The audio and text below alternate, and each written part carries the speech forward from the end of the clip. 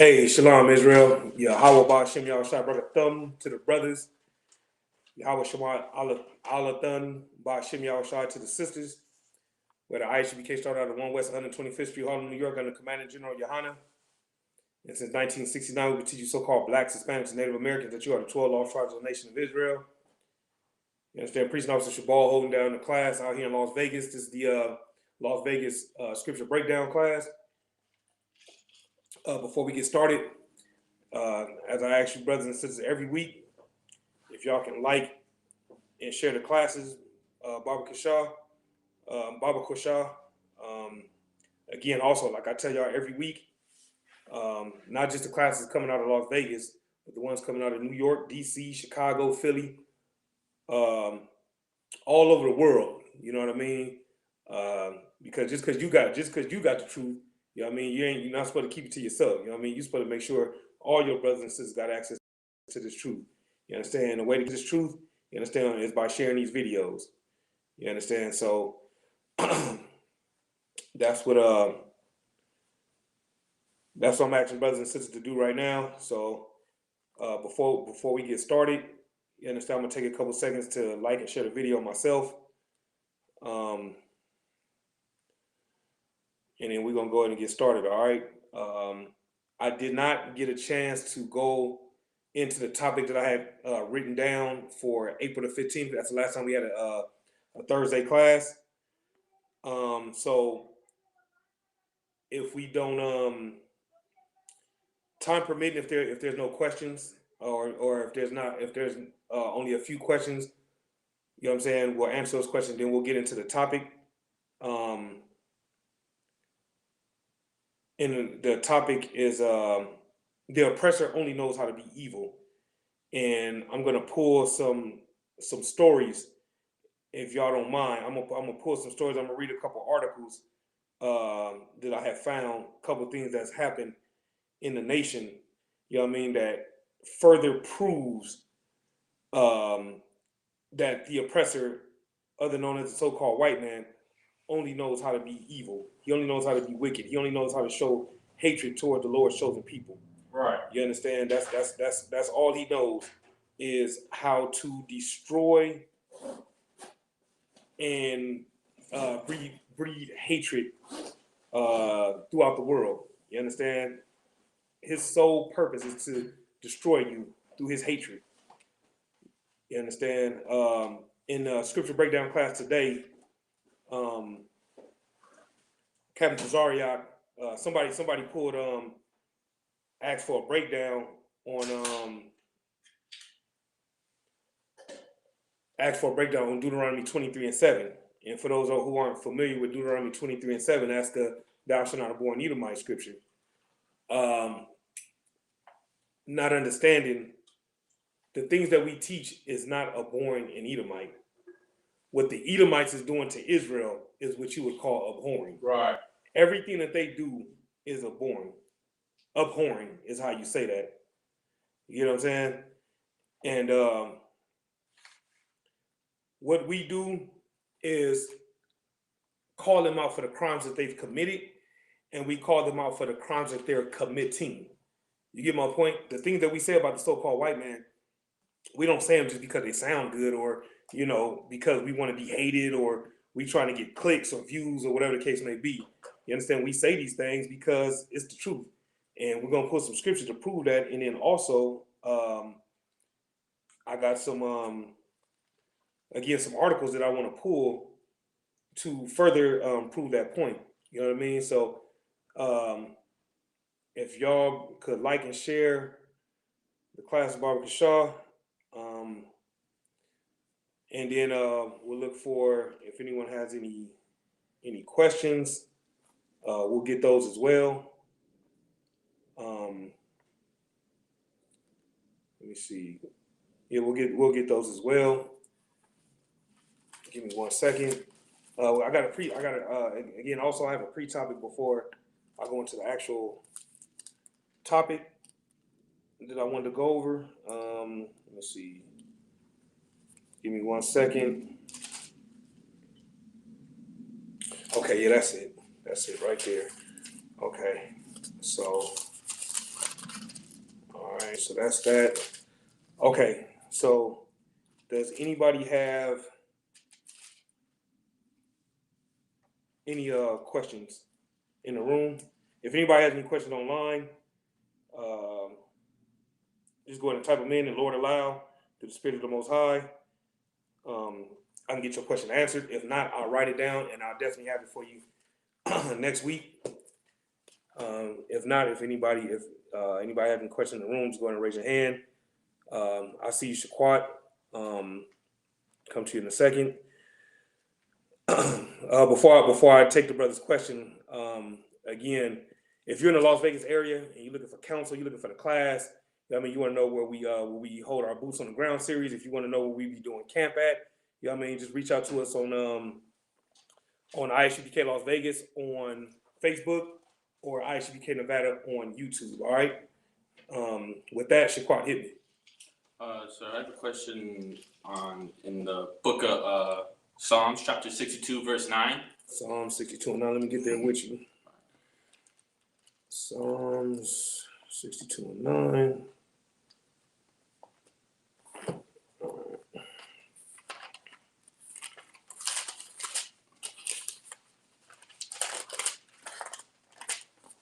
Shoot it. The book of Psalms, chapter 62, verse 9. Uh-huh. Surely men of low degree are vanity, Uh-huh. and men of high degree are a lie, Uh-huh. to be laid in the balance. They are altogether lighter than vanity. And I wanted to know, like, what is that saying? Like, I'm having a hard time trying to understand what that's trying to say. Okay. Read it again, please. Surely men of low degree are vanity, Uh-huh. and men of high degree are a lie, Uh-huh. to be laid in the balance. They are altogether lighter than vanity. Okay. So now, go start at verse 1. Okay. The book of Psalms, chapter 62, verse 1. Uh-huh. Truly my soul waiteth upon God. Uh-huh. From him cometh my salvation. From what? From him cometh my salvation. From him cometh my salvation, right? So this is King David talking about the Most High, right? And putting his trust in the Most High and depending on the Most High and leaning on the Most High, right? Huh. And so in verse 9, when it says, surely men of low degree are vanity and men of high degree are a lie, to be laid in the balance, they are altogether lighter than vanity, meaning, you know what it means to be vain, right? Like, I know, but like how to describe it, like. Let's look it up. Because I mean, the short answer would be vain means emptiness, or it means nothing. You get my point? But we can get the actual definition so that we can really get into it. The whole point of the scripture though is to at the end of the day, while you putting it up at the end of the day, you know what I'm saying? Do not put your trust in man. You know what I mean? Do not put a man on such a pedestal based on what his status is. You get what I'm saying? Whether he got a lot of money, whether he got a little money. You know what I mean? Your position is vain. It means nothing. You get my point? What means more than anything on this planet? What's the most important thing for mankind on this planet? Shaquat.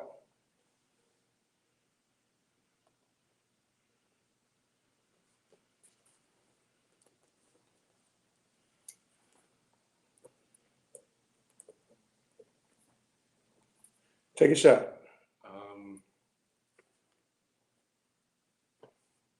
I guess to have, like a guidance towards something, so to speak.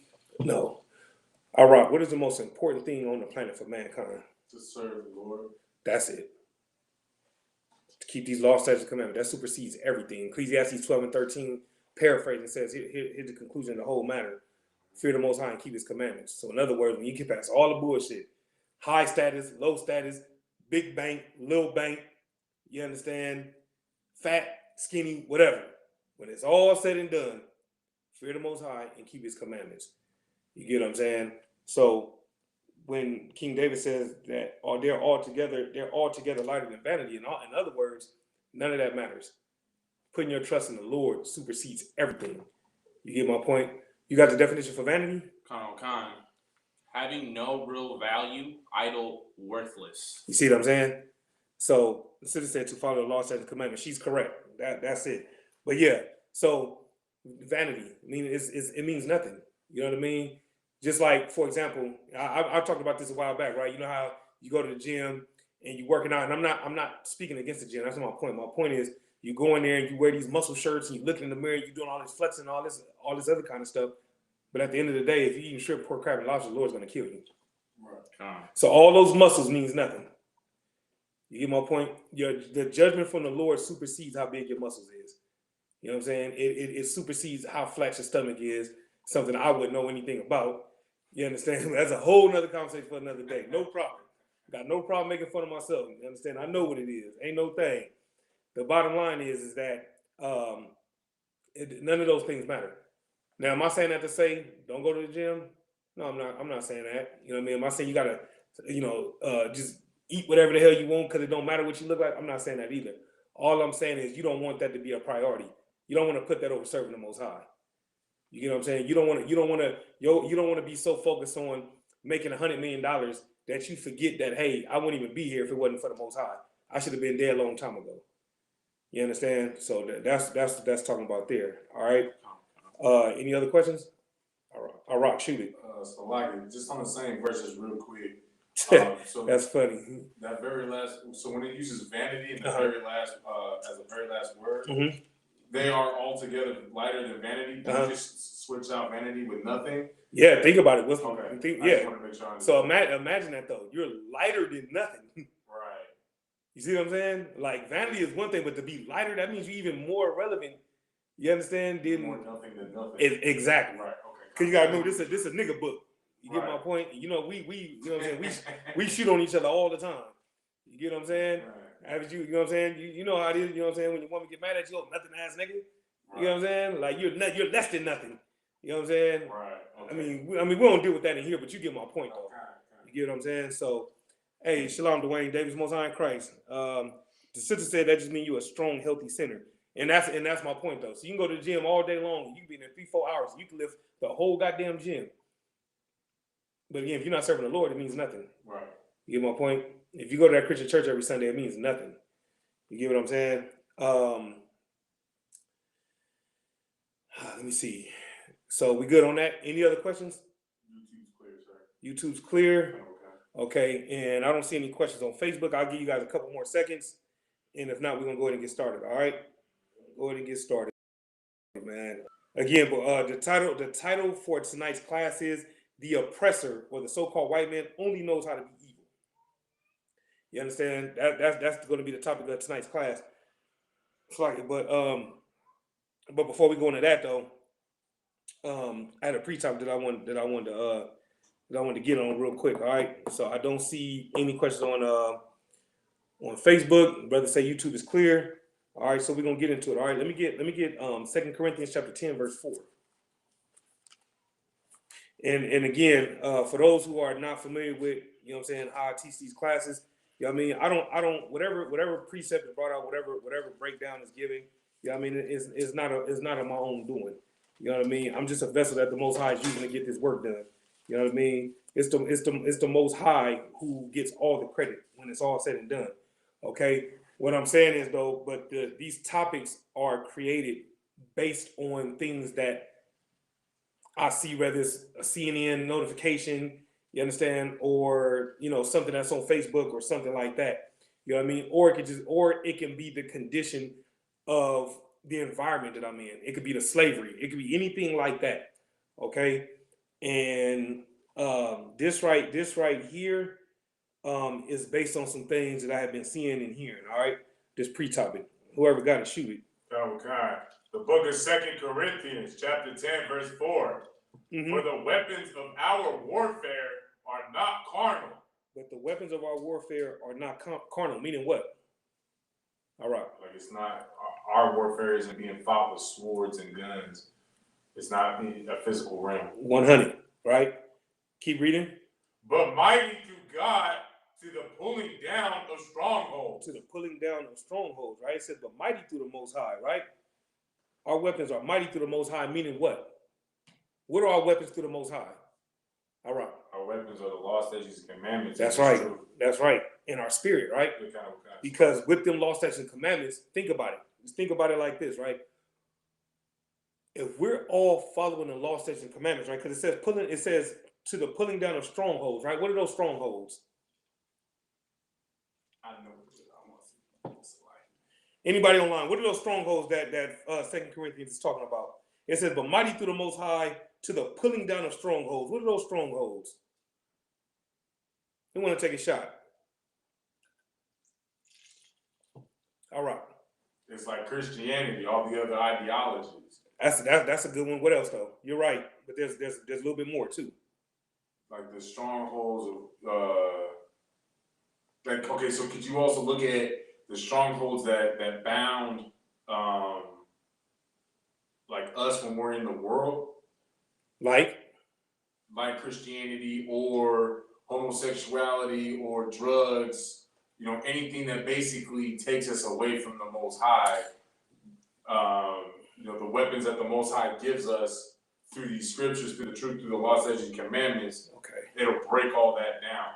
Yes, you're right, but I'm looking for something specific. The sisters say the scriptures, yeah, that is mighty through the Most High, these scriptures. The lust of the flesh, in what regards, Amon about? She said the lust of the flesh. What is that regarding? The sisters say anything against the Most High. She's right. She's right, and what you said is right. But I'm looking for something specific. When you say the pulling down of strongholds, other religions is a stronghold, right? Anything against the Most High is a stronghold. Dwayne Davis said sinful kingdom. That's awful. He's more going into the direction of the answer that I'm looking for. So he says sinful kingdom. So who? Give y'all a hint. What is the kingdom being ran by? All right. By heathens? Yes. By Esau right now. Yes, but specifically, Shaquat. I'm gonna say Esau. You're right. And Esau runs the kingdom, right? And that'll be a dead giveaway. Okay, so think about the setup of this kingdom, and think about how Esau set this kingdom up. Okay. That's a good answer. The flesh is a great stronghold. That's true, but not that does apply. But there's something else though when it comes to the stronghold. Our flesh is a stronghold as well, right? That's what the sister's talking when she said our flesh. Our flesh can be a stronghold, but it says, but mighty through the Most High to the pulling down of strongholds. So if you think about the flesh and you think about a stronghold, right? What does the flesh run? What does it run? Yeah, what is it in control of? Brother said the oppressor. That's true as well. So what is the oppressor? What is his position? What does he do? What does he run? What does the oppressor run?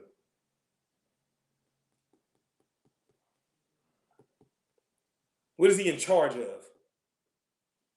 All right. I mean, at the moment he's in charge of the earth, so he basically controls what you want and what you receive. That's true too. Everything that y'all said is correct. I'm gonna give it to y'all because I might not be forming it in a way to where y'all understand what I'm saying. That stronghold would be our mind. Everything that y'all said is correct. What I'm looking for is, you want to say it? You just said it. The mind. That's true too, but no, not what I'm looking for. I know that's what I'm saying. No, because somebody just put that in the chat and they're right. Oh, okay. All you guys' answer is correct, right? But when we say Esau is in control, how is Esau in control? How is he running things? Through what? I want to say manipulation. That's true. But what would be considered a stronghold, though? What is Esau's greatest power? That's a dead giveaway right there. I mean, pretty close, like deceitfulness, like or I don't. No. All right. I mean, basically like Christianity, where that's true too. Everybody can do this. I can do this. Yeah, you can do that's true too. Christianity, violence. Bring me home, Amanabah. Violence. Think about that. What the stronghold is violent. Like that would be considered a stronghold, right? So who's the stronghold? The stronghold creates violence. So what is the stronghold?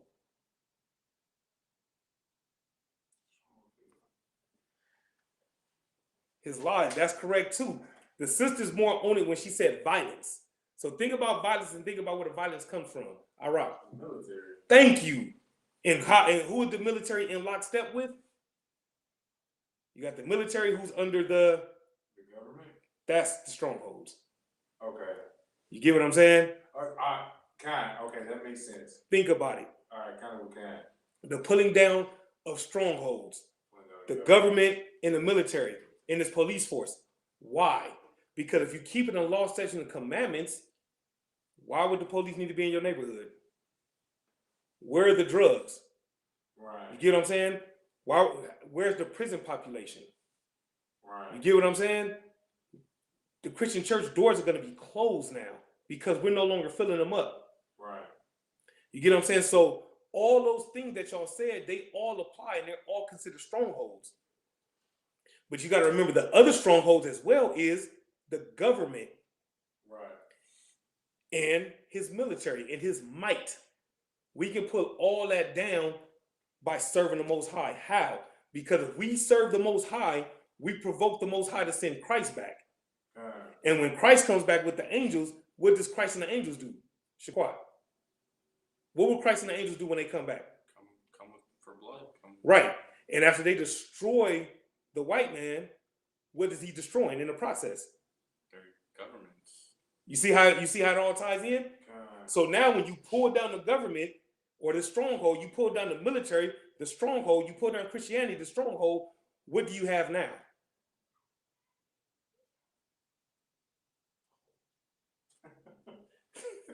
That's funny, but no. There, sister that said it's military. All y'all was correct. Military and government is what I was looking for. Everything that y'all said was correct, but that is the main thing. His military and his government is how he controls the world. He does use manipulation. He does use Christianity. He does use deception. All those things are true. But the reason why there's been no invasion on U.S. soil is because of the government and the military. You get what I'm saying? So now I'm going to ask y'all the question again. When Christ returns and the angels return and they wipe out the stronghold, what do you have then? You're right, sis. They don't have anything. But what do you have after that though? All right. We as in Israel or them? What do you have after you remove the strongholds? Shaquat. Salvation. Bring me home. That's what I was. Bring me home. You're right. That's not the wording I'm looking for, but you're right. If you have salvation, what else do you have?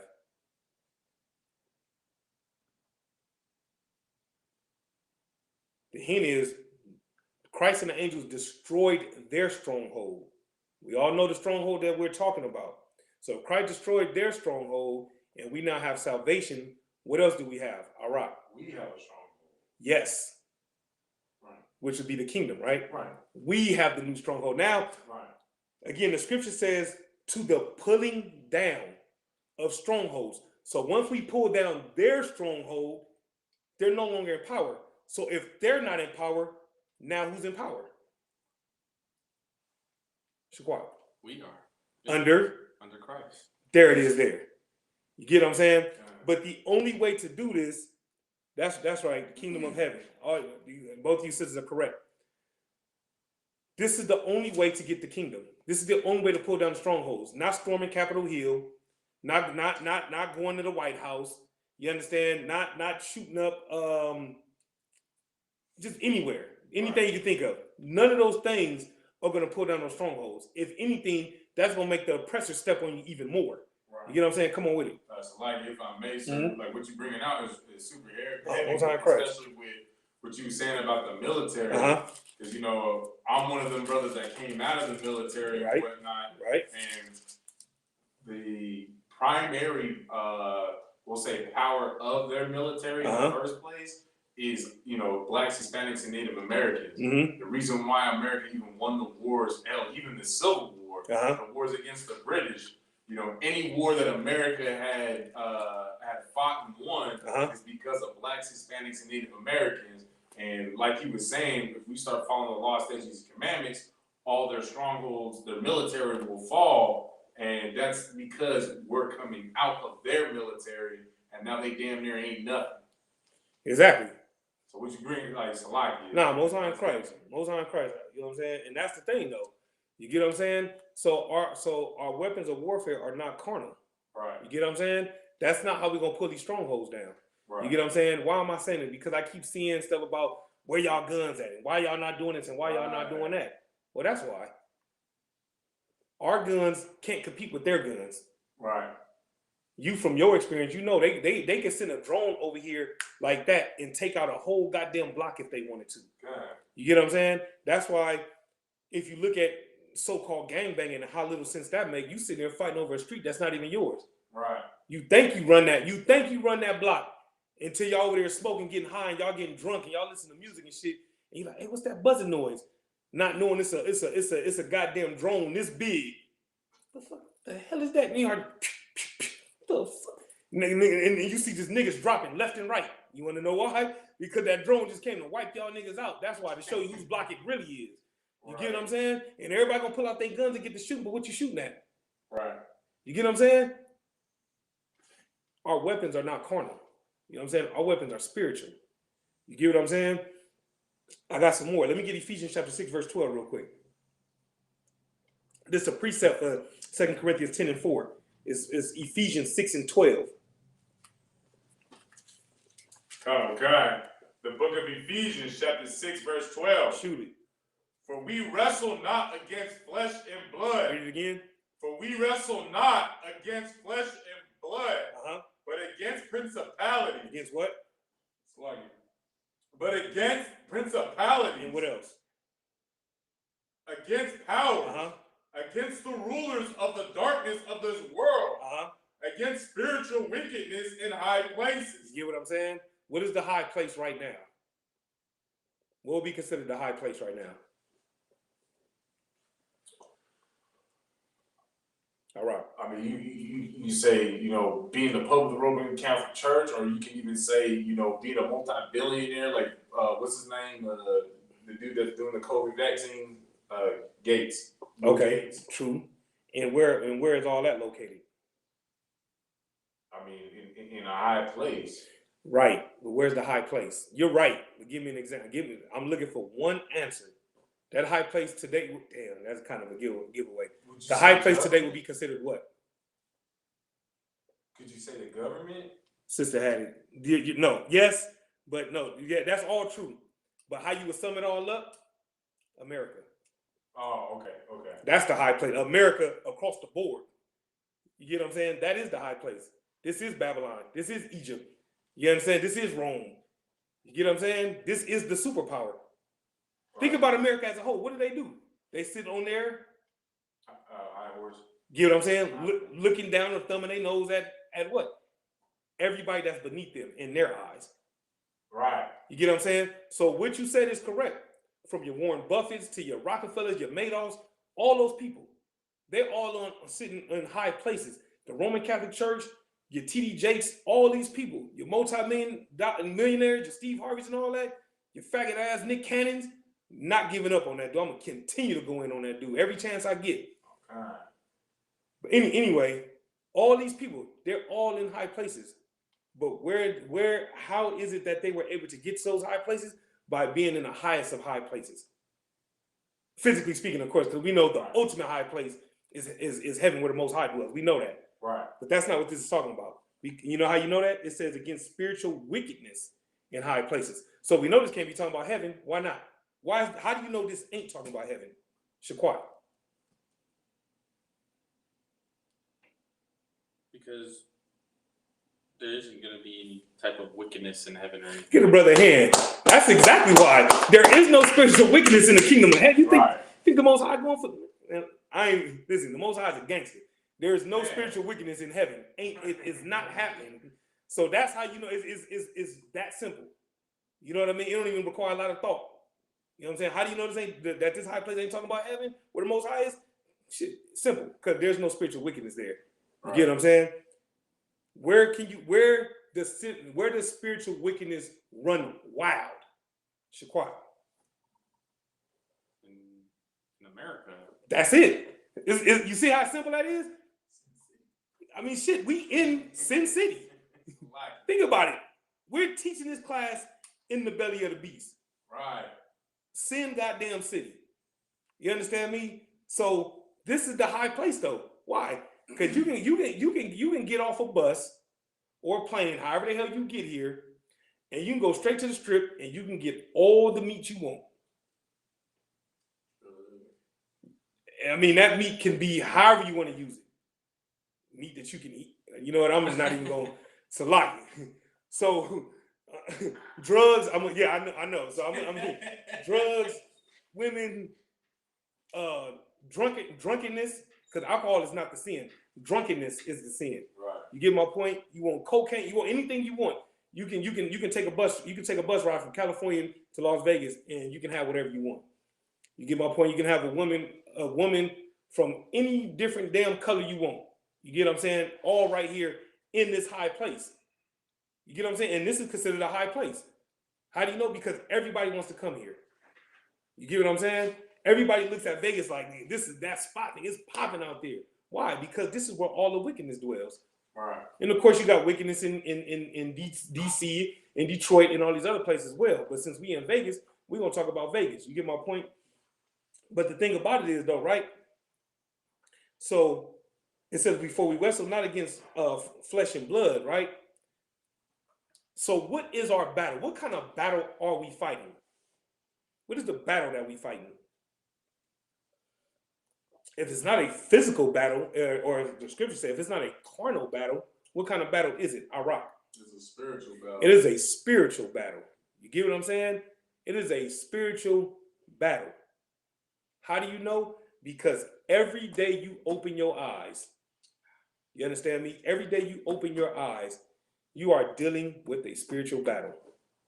Whether it's driving down the street and seeing a dispensary on every corner, whether you go down there on the strip and they got those buses going by with the billboard with the half-naked woman, whether you walking on the strip and there's a cat out there handing out cards with phone numbers, you understand, for naked women. You get my point?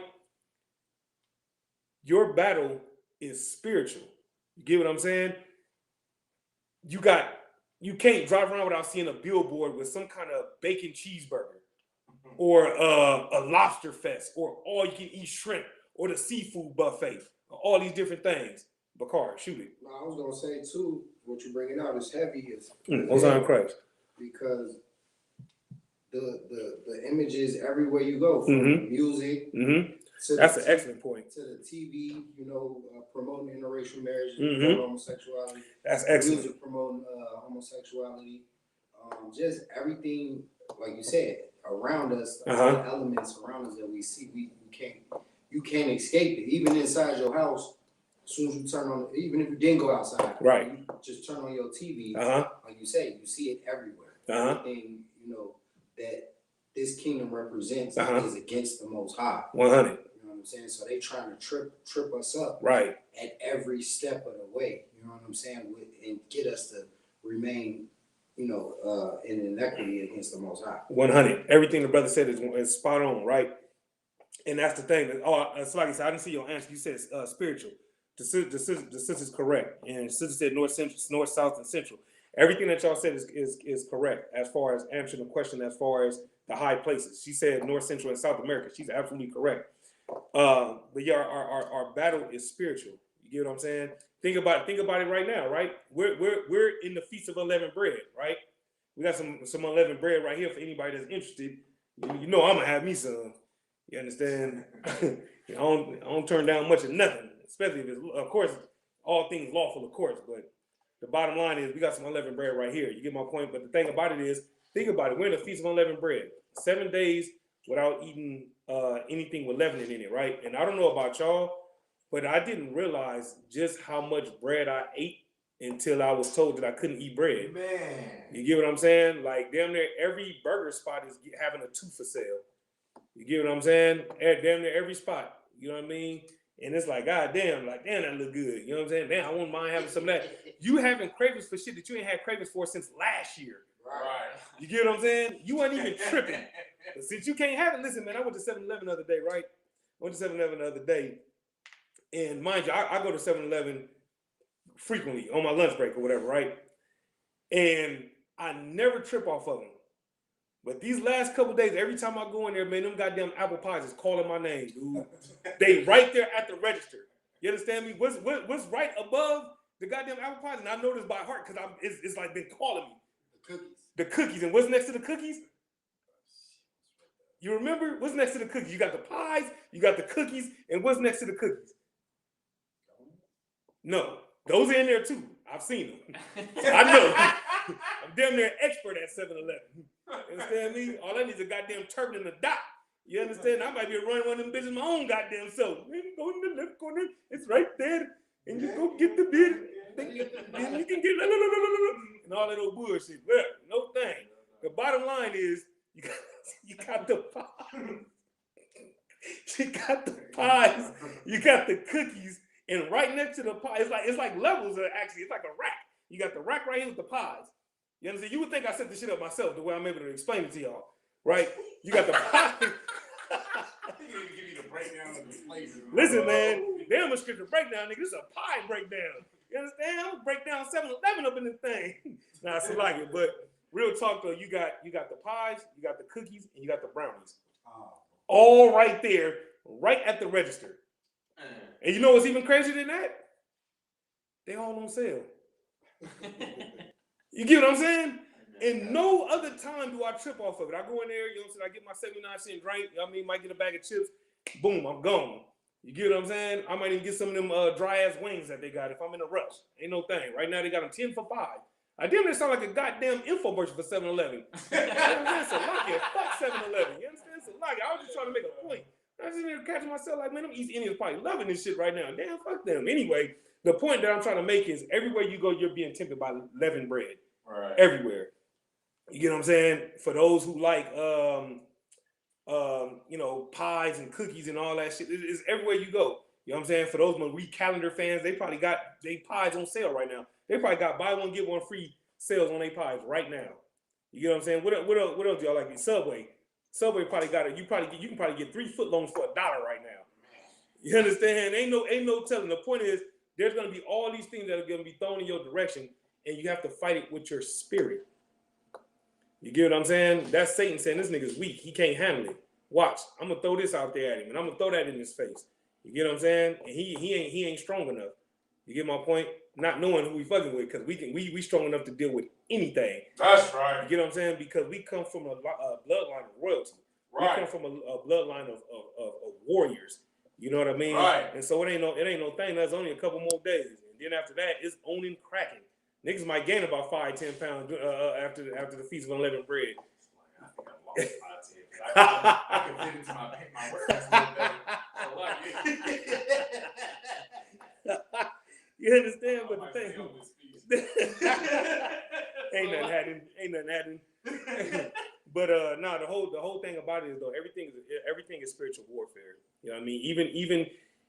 Even when you go home, there's spiritual warfare in the house, dealing with the kids. You know what I'm saying? Dealing with your wife or dealing with your husband. You understand? Whatever the case may be. Oh, I don't even know how I miss pizza. The sister said it's like every pizza place has a sale. See? You get what I'm saying? Like, nigga, listen. I get, listen. After the Feast of Unleavened Bread, it's probably going to be a line at the pizza place like it is on Black Friday to get some Jordans, nigga, because everybody's going to be trying to eat pizza. Guaranteed. You know what I'm saying? Man. I'm telling you, nigga, that boy, listen, I don't even eat pizza like that, but I've been thinking about it a lot this week, though. I don't even mess with pizza like that. That's the crazy thing about it. You get what I'm saying? Especially since I left California. I forget the name of that one pizza place that we found with all the lawful meat. You know what I'm saying? It was not right down the street from the school. You get what I'm saying? Where you can get a meat lovers and it's either beef or turkey.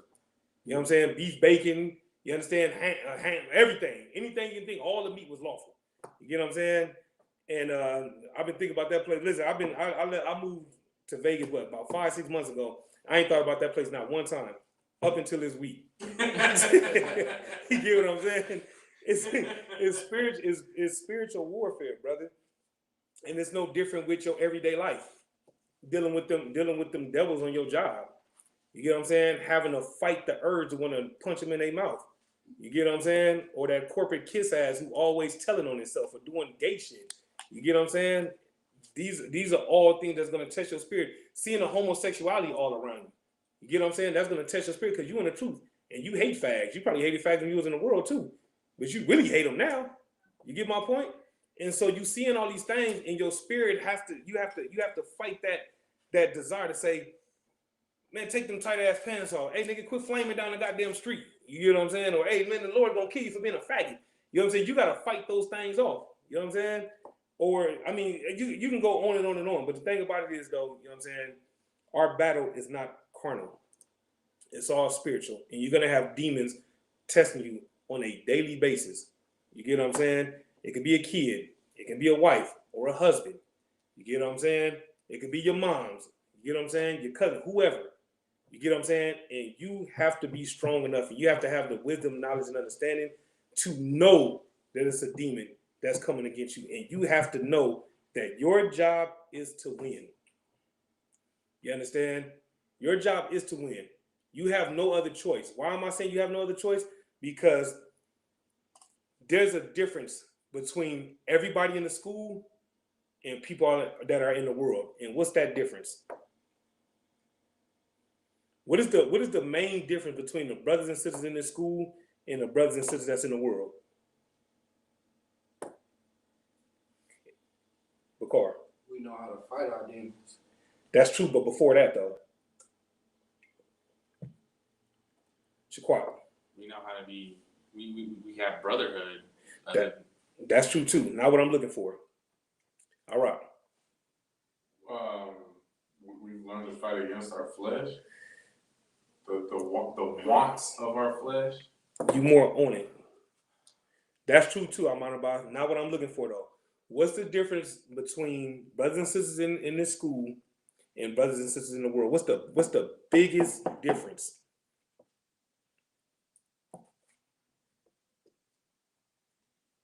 As to why we have to win. All right. Our integrity.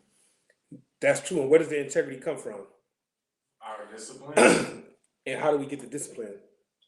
From learning the law, statutes, and commandments. You more own it. Bring me home with that last part. That's true. We follow Christ. Okay, so we follow Christ and we follow the law, statutes, and commandments. What does that mean? How would you sum all that up? All right. Because we don't follow after our flesh, we follow after. We're not carnal. We're spiritual. Yes, everything that you're saying is true. The sisters are more on it. Think about what I'm saying. We follow Christ and we follow the law, statutes, and commandments.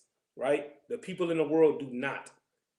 So why is it that we have to win? Based on what I just read from these sisters' answers, which were good answers. Based on what I just read, why is it that we have no choice but to win? What is the difference between us and them? Shaquat. We're righteous. No. Yes, but no. All right, you want to take a shot? So the question is, why we have to win? Why do we have to win? Because if we don't win, then we're just going to be led by wicked people who just let you basically kill yourself. That's true too. I'm going to ask y'all again. If we follow Christ and we keep the law, statutes, and commandments, we've learned what the law, statutes, and commandments are. How do you know that? Because we follow Christ. So if we follow Christ, right? They don't. So why is it that we have to win? All right. Brother on YouTube, young man with deer says, because we're holy. Yes, but no. Not the answer I'm looking for. The sister just answered it. Because we know better. That's the difference. Think just break it down on the flat surface. Okay. Why is it that you don't eat pork and the brother that goes to Mario's eats pork? Why? Is it because you're on a diet? Because I follow the law, statutes, and commandments. And how do you and because you follow the law, statutes, and commandments, you what? I know better. Thank you. That's why. Because There's people in the Christian church know not to eat pork though. And they still Right. do it, though. well, okay, that's true. You got to look at what you just said though. They're in the Christian church. So in the Christian church, you're told that God loves the sinner regardless. So you continuously have that green light. That's why the answer is because we know better. We know that we don't have unlimited grace. You get what I'm saying? Yeah. We know better. That's the difference. So yeah, they might know that they're not supposed to eat pork, but what they don't know is the Lord will kill you over that pork. Why? Because they believe that they're covered in the blood of Jesus. Why do you think they pray over their food before they eat it? Right. They're praying that the Lord protect them from their sins right before they get ready to sin. We, on the other hand, we know that if we sin willfully, Ephesians 10 and 26, Hebrews 10 and 26, I believe it is. Let me see. I believe it's Hebrews 10 and 26. What's the You want me to pull it, sir? scripture? Let me double check first. Make sure that's the one. This is the proof right here. Yeah, Hebrews 10 and 26. Bakar, get that for me. Everything that y'all was saying was correct, but the sister gave the answer that I was looking for. That's what I'm like certain times there's something that's like gonna drive home the point. You get what I'm saying? And that's the thing though. We know better. We go do our boots on the ground series over there over there on the west side, right there at Mario's. You know what I'm saying? Which is ground zero for Negroes. You get what I'm saying? Like, that's like the meeting place for all Negroes. That store right there like a one-stop shop. You understand? We all in line to order some food, right? We smelled the catfish. The catfish smelled amazing. But we didn't order the catfish. Why? Because we know better. But the brother in front of us, he ordered the catfish. The sister behind us, she ordered the catfish. You know what I'm saying? And bought a pack of pork chops in the process. You get what I'm saying? And then bought a bag of shrimp to cut up to put in her macaroni and cheese.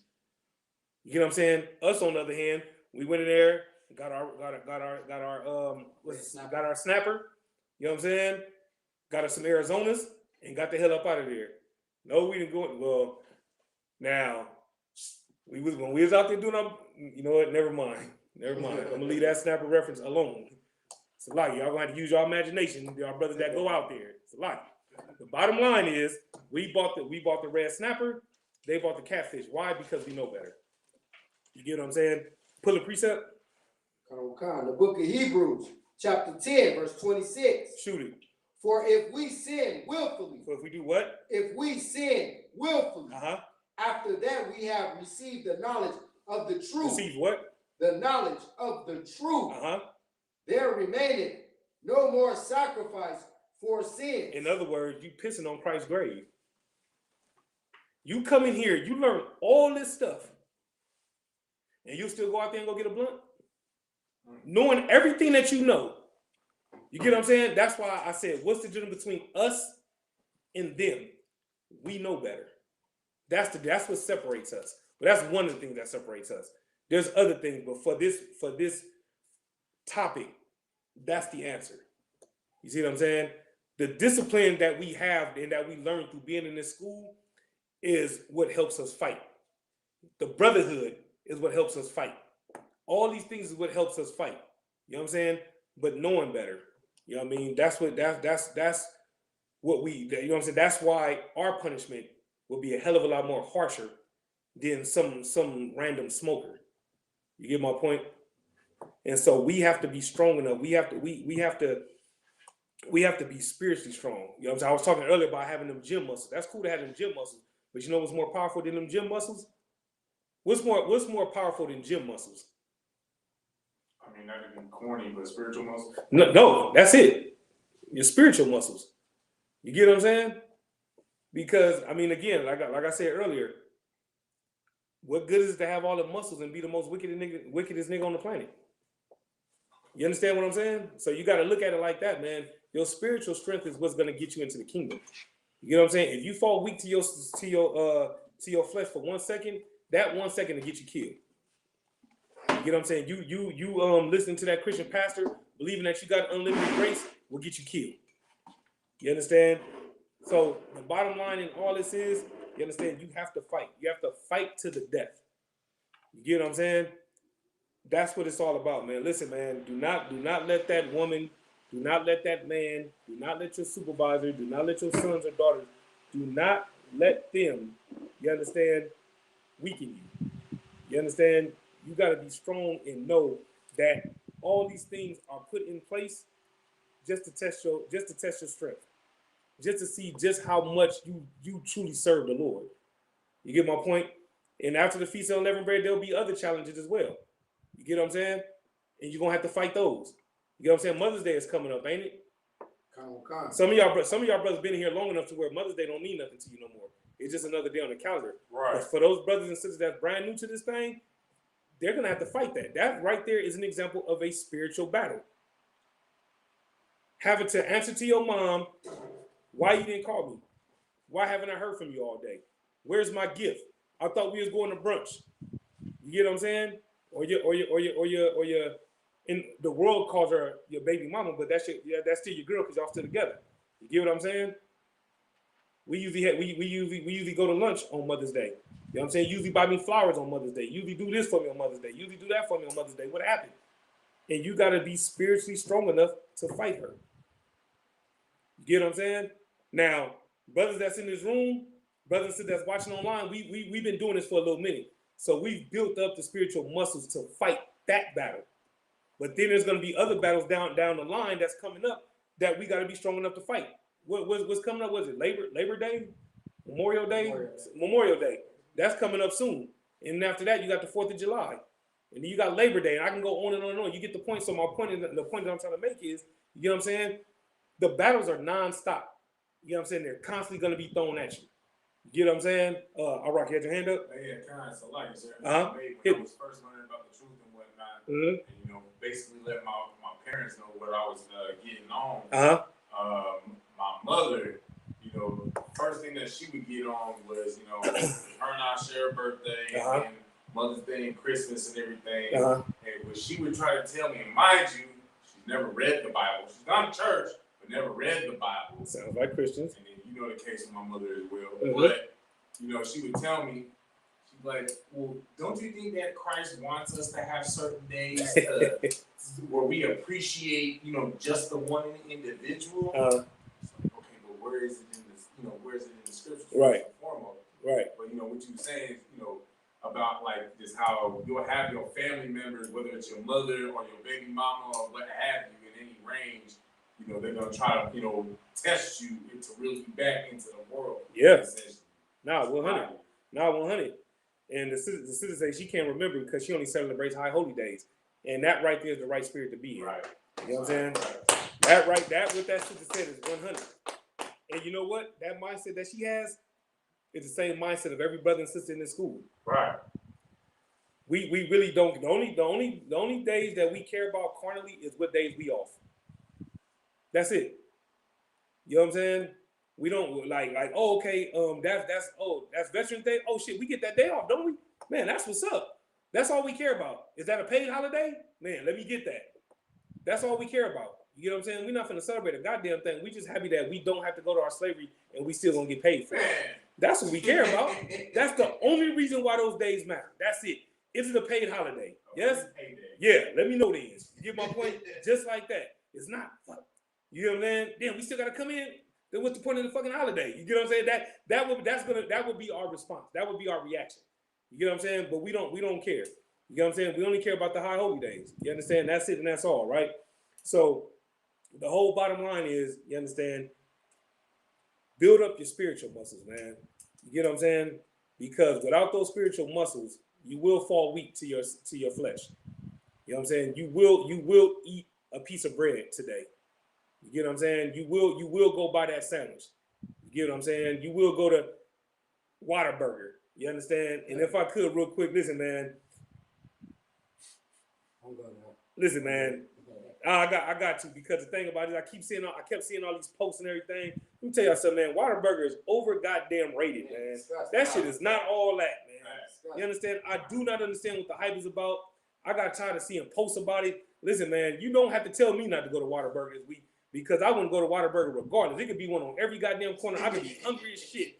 You understand? Listen, man, I'm good. Whataburger is over goddamn rated. You know what I'm saying? I'll take In-N-Out all day before I go to some goddamn Whataburger.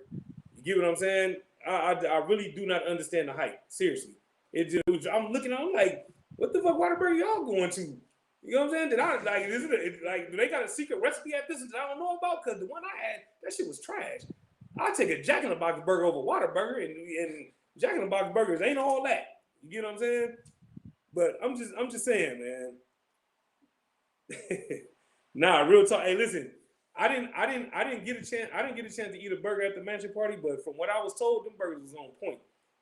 You understand? Them burgers, I bet you them burgers was way better. I didn't even have one, but I bet you them burgers was better than Whataburger. You know what I'm saying? I mean, shit, a kid could make a burger better than goddamn Whataburger. You understand? Hey, yeah, you right about that, sis. The Most High, at the end of the day, you know what I'm saying? The Most High says something. The Most High told us to do it, we're going to do it. The Most High told us not to do it, we're not going to do it. You understand? So that's it on that. If anybody has any questions on the scriptures that we just covered, you understand, raise your hand. If not, if you have a question off topic, raise your hand. If not, you know what I'm saying, you can type it in online if you have any comments about what we just went over. If not, we got about an hour. We're going to go ahead and get into this topic, all right? Give it a couple seconds. I don't see that on Facebook. I rock. What you got? We to wild, sir, on YouTube. Everything good on YouTube? All right, cool. All right, I don't see nothing. All right, so we're going to get into the topic, all right? And the topic of tonight's class is the oppressor only knows how to be evil. You get what I'm saying? And before we get into that, and you know what? Back on the whole spiritual thing, right? Captain Cesariak spoke on this a little bit earlier. General Muhammad spoke on it last week. And this is something that I was going to speak on in class last week, how we had class. And that's this. This is another example of us using our spiritual muscles, right? We can't allow ourselves to be so simple and so weak that we take a victory lap for that Derek Chauvin verdict. Right. You get what I'm saying? Facts. Because like Captain Cesariak brought up earlier, Kai Gurley's murderer was found guilty. Anybody want to take a guess how much time he did? Shaquat, you know how much time he did? No, I'm not sure. Rock, you know? Wasn't it under 12 months with parole or something like that? Bakar. Like, You say the name again? Kai Gurley, his murderer. He got found guilty. Y'all know how much time he got? That's not the brother from Chicago, right? No. Anybody know how much time that dude got that killed Kai Gurley? Wow. Anybody online? How much time did that convicted murderer get? Convicted. 0. The sister just answered. He was found guilty. No jail time. Yeah. Is that what you said? I said under 12 months. Oh, well, yeah, you're right. So how do you get convicted? What charge? I want to say murder. I'd have to double check, but I believe he got convicted for murder. But let's just say it was manslaughter. Let's just say he still got found guilty, and he didn't do no jail time. How much time would you get if you got found guilty of manslaughter? Probably about like 10 years. Okay, you get my point. Amber Geiger got found guilty too? How much time she get? Like 5 years. She got 10 years. She probably ain't even gonna do that. Don't be surprised. Hit me. I know a brother in Chicago that got remember the officer that killed the young boy in Chicago? He got convicted of manslaughter. I think he got like 3 years. You see what I'm saying? Something small. Listen, I bring this up all the time, man. That cop that killed Oscar Grant, he got 2 years. Some of the Bart. The Bart, yeah. The Bart. Yeah, he got 2 years. He only did 13 months, I believe. 11 months. Yeah, Kai Gurley. Hey, I forget how to spell the brother's name. But yeah, he didn't do no time. You get what I'm saying? So I'm saying that you know what I'm saying? I'm saying that to say this. Don't let a conviction fool you. You get what I'm saying? Yeah, you're right. Life without parole is what we would get. Yeah, the sister's absolutely correct. You know what I'm saying? Job 9:24, the earth is given into the hand of the wicked. She's absolutely correct. But that's the thing though, man. So when it comes to, again, how this applies to our spirit and using those spiritual muscles, you understand? Listen, we got to be stronger than that, because think about it. We're getting excited over them doing the right thing. Think about that for a second. We've been getting our asses whooped in America for so goddamn long that we actually celebrate them doing the right thing. And again, it won't be official until they actually give him life without parole. But until then, you don't know what the hell is going to happen. You get what I'm saying? That guilty verdict means nothing. You know what I'm saying? Meanwhile, to my knowledge, Breonna Taylor's murderer is still free, to my knowledge. You get what I'm saying? That devil that killed Tamir Rice, he's a cop in another city. Right. So y'all gotta let these things soak in. So before we get to clapping and want to smoke cigars, I don't mean literally, but y'all get my point. Anything that goes along with celebration, before we get so deep into wanting to celebrate and think that we got a victory and Black Lives Matter and we should overcome and all that dumb shit, just think about it. It's only a conviction. And then another thing y'all got to look at is this. Look how far back they pushed the sentencing. Y'all think that's a coincidence? How far? So I believe 6 to 8 weeks, if I'm not mistaken. You get what I'm saying? Why? Because, good answer. because they trying to let you pretty much die down, like they know you right now. You worked up. You just heard a conviction, so now they trying to let you forget about it for the most part. Yep. And trying to space it out as much as possible, so it won't be, once if the sentencing is like you said, something slight, you won't, you know what I'm saying, be as worked up. You won't be worked up. You'll be already thinking about something else, into Memorial Day and all that shit. That's it right there.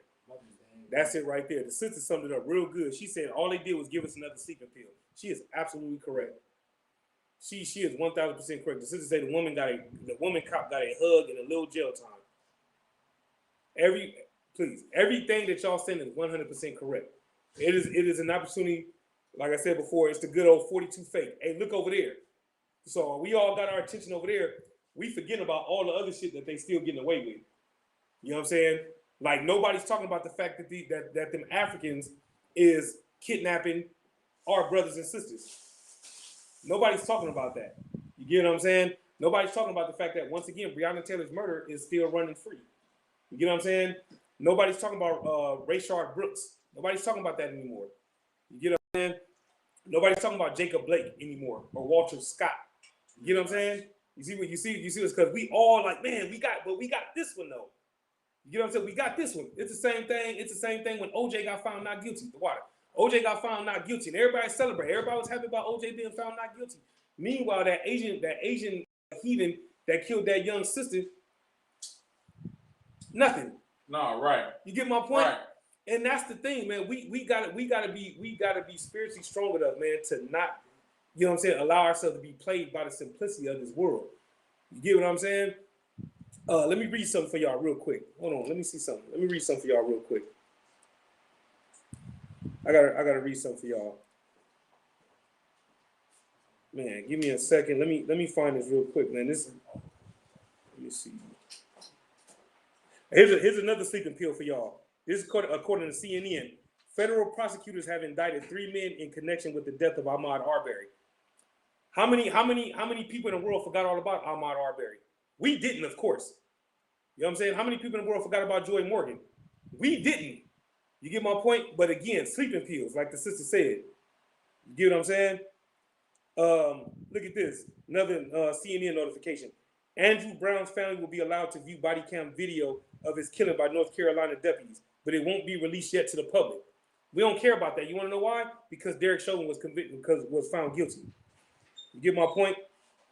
And so that's the thing. But there's something else that I wanted to read that I had seen on CNN, man. This right here really tripped me out. Let me find it. Y'all bear with me 1 second, all right? Here's another thing, right, that we forgot about. I just mentioned Andrew Brown a second ago, right? A private autopsy shows the black man killed by deputies was shot 5 times, including a fatal shot to the back of his head. Oh. But Derek Chauvin got found guilty. Meanwhile, we're not going to talk about Andrew Brown, though, right? You get what I'm saying? Here's another one that I want to hit y'all with, though, because this one right here, really you know what I'm saying, really tripped me out. And in the meantime, right, meanwhile, they throwing stuff out here like this. President Biden is expected to sign an executive order raising federal contractors' minimum wage to $15 an hour, right? So in the circle, like, oh man, I'm gonna be making more money. What's the catch to that though? We're gonna pay you more money, but guess what? We're gonna go up on your insurance. We're gonna go up on taxes. We're gonna raise the gas prices. We're gonna go up on food. You get what I'm saying? All these things that's going on. Hey, look over here. Meanwhile, we doing something over here. You get what I'm saying? But it's something even heavier than that, man. Man, where is it at? Man, I gotta find this because this shit right here like really tripped me out. No, that's not it.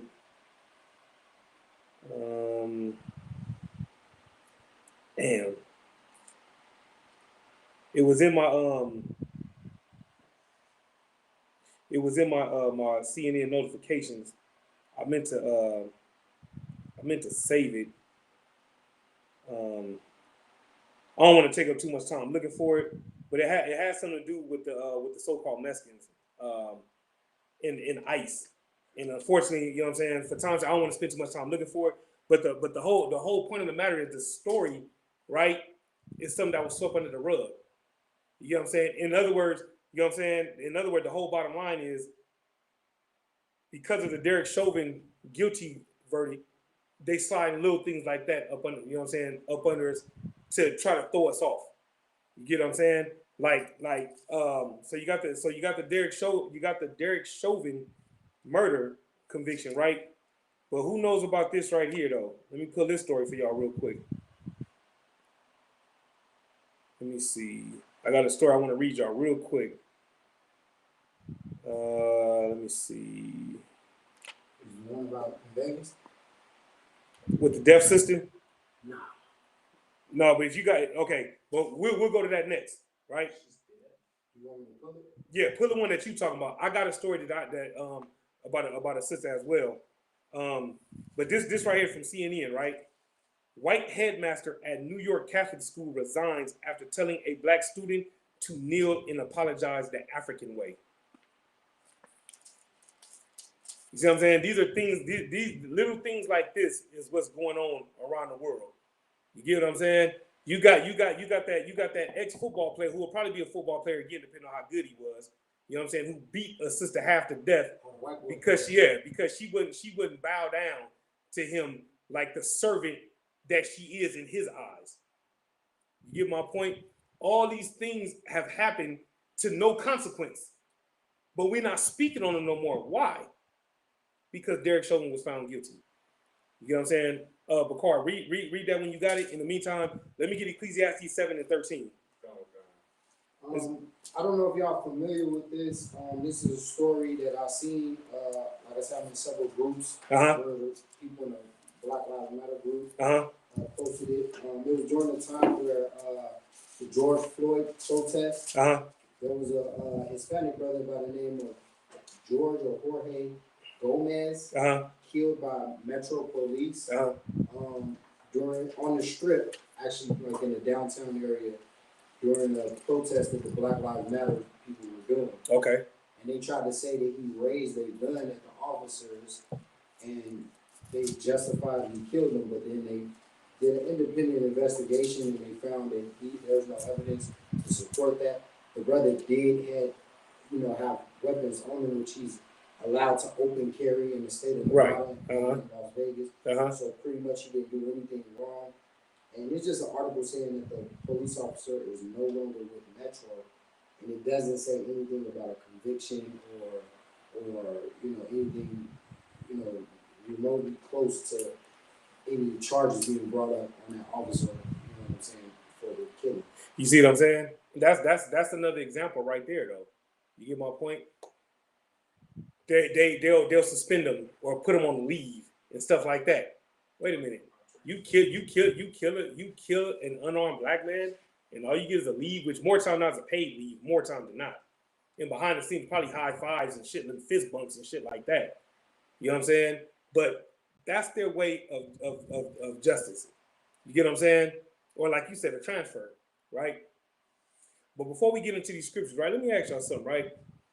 Because despite all these things that we bringing out tonight, we'll continue to love and forgive these devils for the crimes that they've committed and the crimes they're committing against the Lord's chosen people, right? Let me ask y'all something.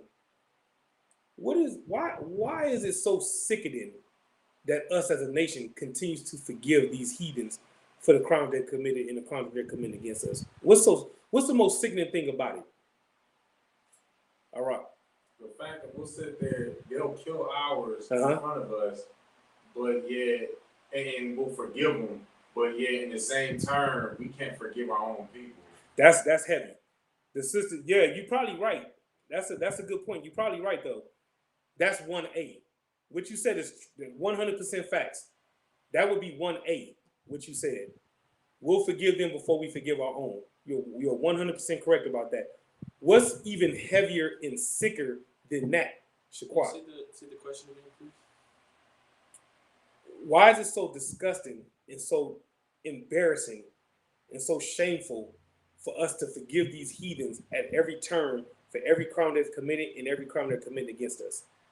Iraq's answer was a good answer, but that would be 1A for me personally. What's even worse than that, though?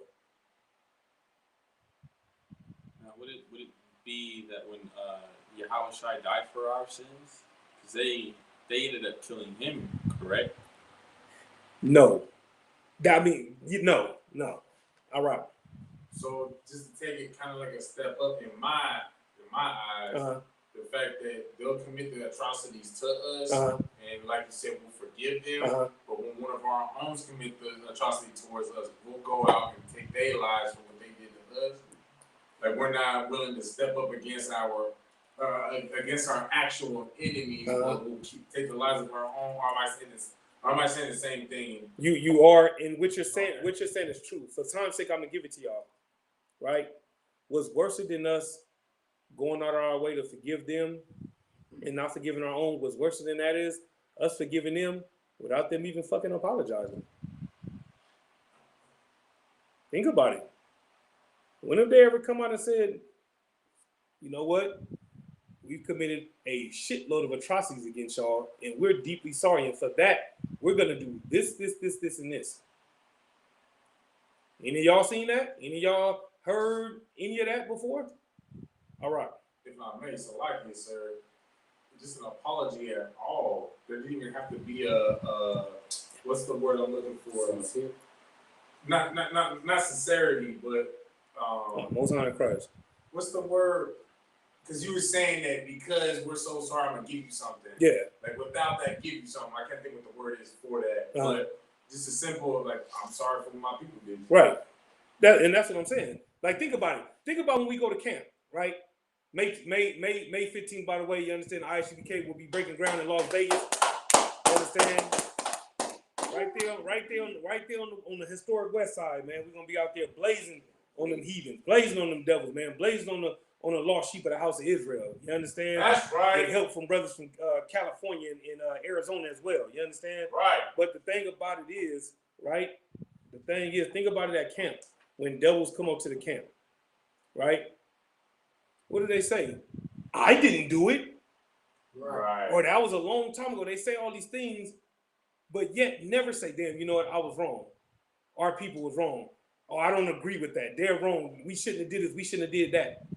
You get what I'm saying? Every now and then you might have some lowly devil, you know what I mean, come and say, yeah, you was right. You're right. We did this and we did that. And every now and then you'll get a boot kiss. That's cool. I'm not knocking a boot kiss. You understand? The point that I'm trying to make is, though, is that when has the so-called white man as a whole come out and said, you know what? We've been committing crimes against y'all for the last 400 years. And because of that, we actually will give y'all 40 acres finally. That stimulus money that y'all got that one time, or what would they give us? 3 of them maybe or something like that? We're going to actually give it to y'all every month. Because you got to think about it. America was built off of our backs, literally and figuratively. Right. And where's the apology for that, though? Where's the apology for what they doing to the so-called Mexicans on the borders? All that molestation, all that rape. You get my point? All the destruction that they doing to the Lord's chosen people. Where's the apology? You don't see none, right? That's what you got to look at. It's disgusting though for us to be ready to ride on our own and not forgive our own, but forgive them when they never apologize. And here's another heavy part, right? Think about some of the movies that they put out. Not only do they not apologize, they bold with their shit. I was at my slavery the other day, and I was passing, and I was going to a stop, and I passed by Mayflower Street. You get what I'm saying? They're so bold with it, they throw what they've done in our faces. You get what I'm saying? They got statues for Robert E. Lee. They still got the Confederate flag. You know how many cars I've seen that got writing on the back that say Trump is still my president? I was at the gym the other day and some old devil hat on the Make America Great Again hat on. You get my point? This cat ain't even in office no more. But they still letting you know, yeah, fuck you niggas. They're still letting you know that. You get my point? I work. You know what I'm saying? Everybody know I work in construction. You know what I'm saying? Dealing with the porta potties and all that kind of stuff, right? And what I seen in one of those stalls lets you know how the so-called white man really feels about us. That stall said, "Relax, or I will call ICE on you, beaners." But these are the same people that we want to forgive. These are the same people whose military will go and join. Meanwhile, you write on the stall, "Relax, or I'll call ICE on you, beaners." Meanwhile, them beaners is why you got this multi-million-dollar building. Come on with it. You talking about your slave, you see all the. I see that shit all the time. Hit me. If I can comment on that just real briefly.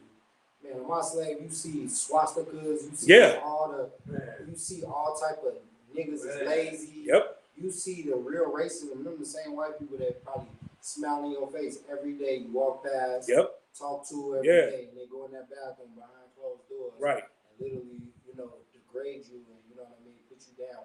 And you risking your life on the job just like they is. Yeah. Nah, 100. The sister said something heavy. She said they don't think they have anything to apologize for. And she's absolutely right, because that is the mentality of the so-called white man. You know what I'm saying? Like he said he's seen swastikas in the bathrooms. I have too. I've seen Trump written all over the bathroom. Right. You know what I'm saying? Right. I've seen "Die nigger die" written all in the bathroom. I've seen "Kill all niggers" written in them bathrooms. I've seen "Deport the beaners" in those bathrooms. Right. You get what I'm saying? Like this is the mindset of the so-called white man. But yet, every time they do something, well, we just gotta pray for them. Those are our brothers. Well, what about your auntie that you got into that argument over because y'all, you know what I'm saying, got into it over, you know what I'm saying? She spilled the drink on your new dress, or whatever the case may be, or she owe you $20. You know what I'm saying, or something like that, or she was supposed to braid your hair and she double booked, or something simple like that. Because those are kind of simple things that we get into it over, right? And you go years without talking to that person until, of course, something bad happens. And now you got years of remorse. Oh, I wish I would have talked to her. Oh, my sister. Oh, I love her. Oh, I miss her. But you had ample opportunity. Right. Meanwhile, the white man can shoot your brother in the back and you don't give a damn. You forgive him. They prayed for Dylan Ruth Storm. You know what I'm saying? What's that young cat name that was walking down the street with that big ass gun? In Wisconsin. It was in Wisconsin. Wisconsin. You see what I'm saying, though? No problem. You know what I'm saying? Meanwhile, Jacob Blake got to take 7 to the back and he had no gun. You know what I'm saying? This is the spirit on the so-called white man. You get what I'm saying? Let's get that. Who got that? Let's get into some scriptures. Who got that? Ecclesiastes 7:13. God, the book of Ecclesiastes, chapter 7, verse 13. Consider the work of God. Consider the work of the Most High, meaning what? The Most High has done this. You know what I'm saying? This is these things have been done with the hands of the Most High. Keep reading. For who can make that straight which he hath made crooked? Read it again. For who can make that straight which he hath made crooked? The Most High made them crooked. Right. So why is it that we're going out our way to try to love them and forgive them and pray for them and pray with them and walk hand in hand with them? The Most High made them crooked. So who the hell are you to think that you can make them straight? I just gave y'all a couple of examples of how crooked they are. Bakar just gave y'all an example of how crooked they are. But yet you trying to make them straight. I'll come to you in a second. All right. Slide, sir, if I may, could I use this precept for count when explaining why the white man is the devil of the Bible? Oh, of course. Of course. All right, kind of. Just like the precept, a good precept for this is in Romans, the 9th chapter. You know what I'm saying? The vessel of honor and the vessel of dishonor. 9 and 18, I believe it is. 17 or 18. We don't have to read it, but I'll put it just to make sure that it's 17. Let me see. 9 and 17. No. Romans. Oh, right. Romans 9 and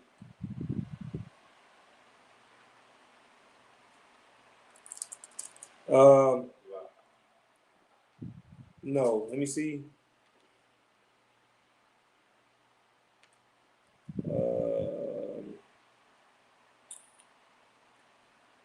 Let me see.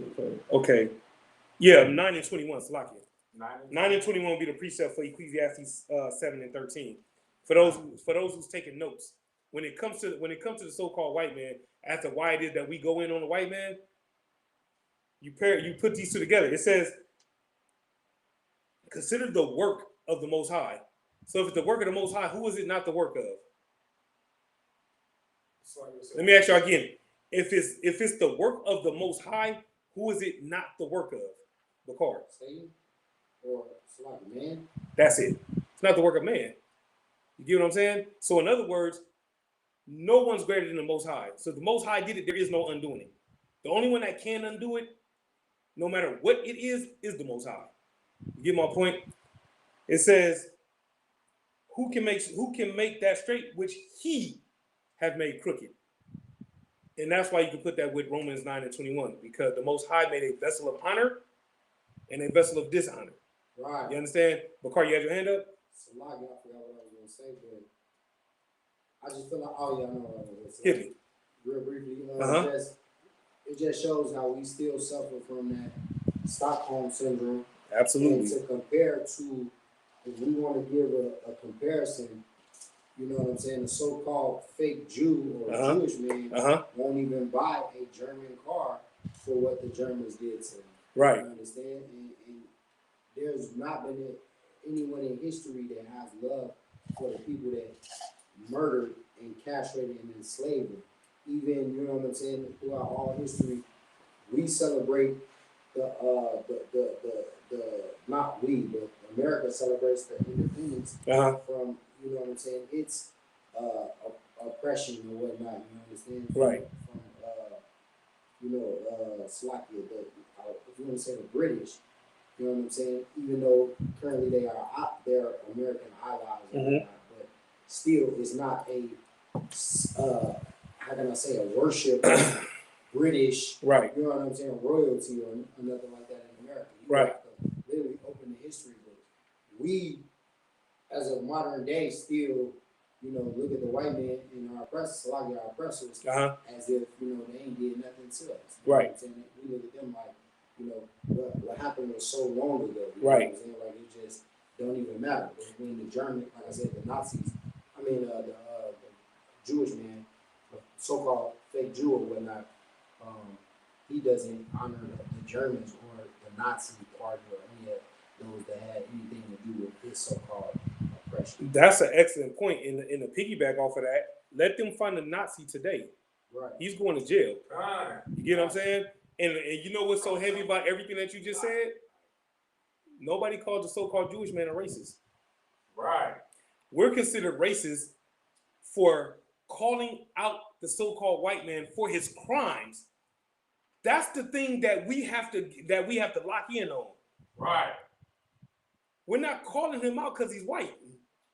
Our hatred for the so-called white man has nothing to do with his skin complexion. Right. You get what I'm saying? It has nothing to do with the texture of his hair, the length of his hair. It has nothing to do with none of those things. It's strictly about the crimes that he's committed and the crimes that he's committing.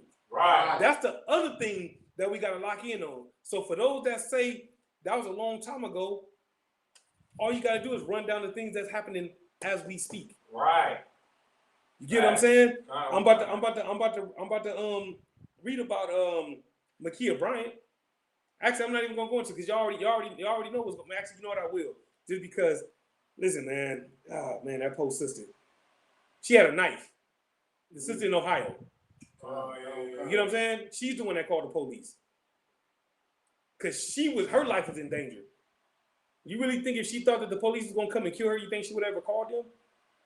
So you want to say, oh, that was a long time ago? Okay, how do you explain to Ma'Khia Bryant? And I pray that I'm saying that sister's name right. And if I'm not, I mean no disrespect whatsoever. But you get my point though. So for those that want to say, well, that was a long time ago, how do you explain what's going on right now? Right. You get what I'm saying? I mean, shit. I just read about that New York headmaster. You get what I'm saying? I got several stories that's written down right here. You know what I'm saying? Anybody want to speak on Dante Wright? You know what I'm saying? I read a couple things about Andrew Brown. Anybody want to speak on it? These are all things that just happened recently. You know what I'm saying? Mike Brown. You know what I'm saying?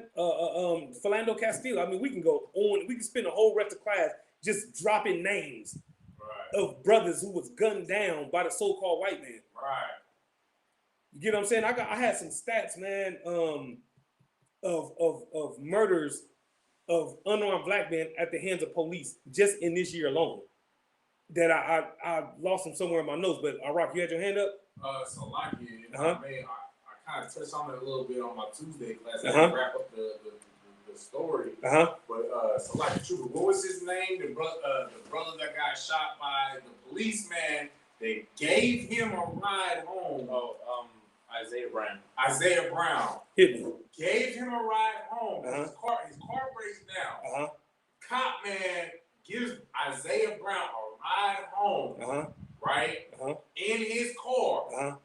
And ends up shooting him dead because he mistaken his gun, mistaken his phone as a gun while he was on the phone with 911. How about that? The police killed this man while he was on the phone with the police. And it's I like it, sir. How about that? If I may, he shot him 10 times. Oh yeah. Let's not forget that. It's a lot. Y'all understand what I'm saying? Yeah, kind of a kind. And that's the thing. You get what I'm saying? So read that scripture again. I'm gonna go into the Ma'Khia Bryant story a little bit. Kind of God, the book of Ecclesiastes, chapter 7, verse 13. Consider the work of God, for who can make that straight which he hath made crooked? You see what I'm saying? Let's go to Ecclesiastes 1 and 15. While we getting that, let me read a little bit of this real quick, right?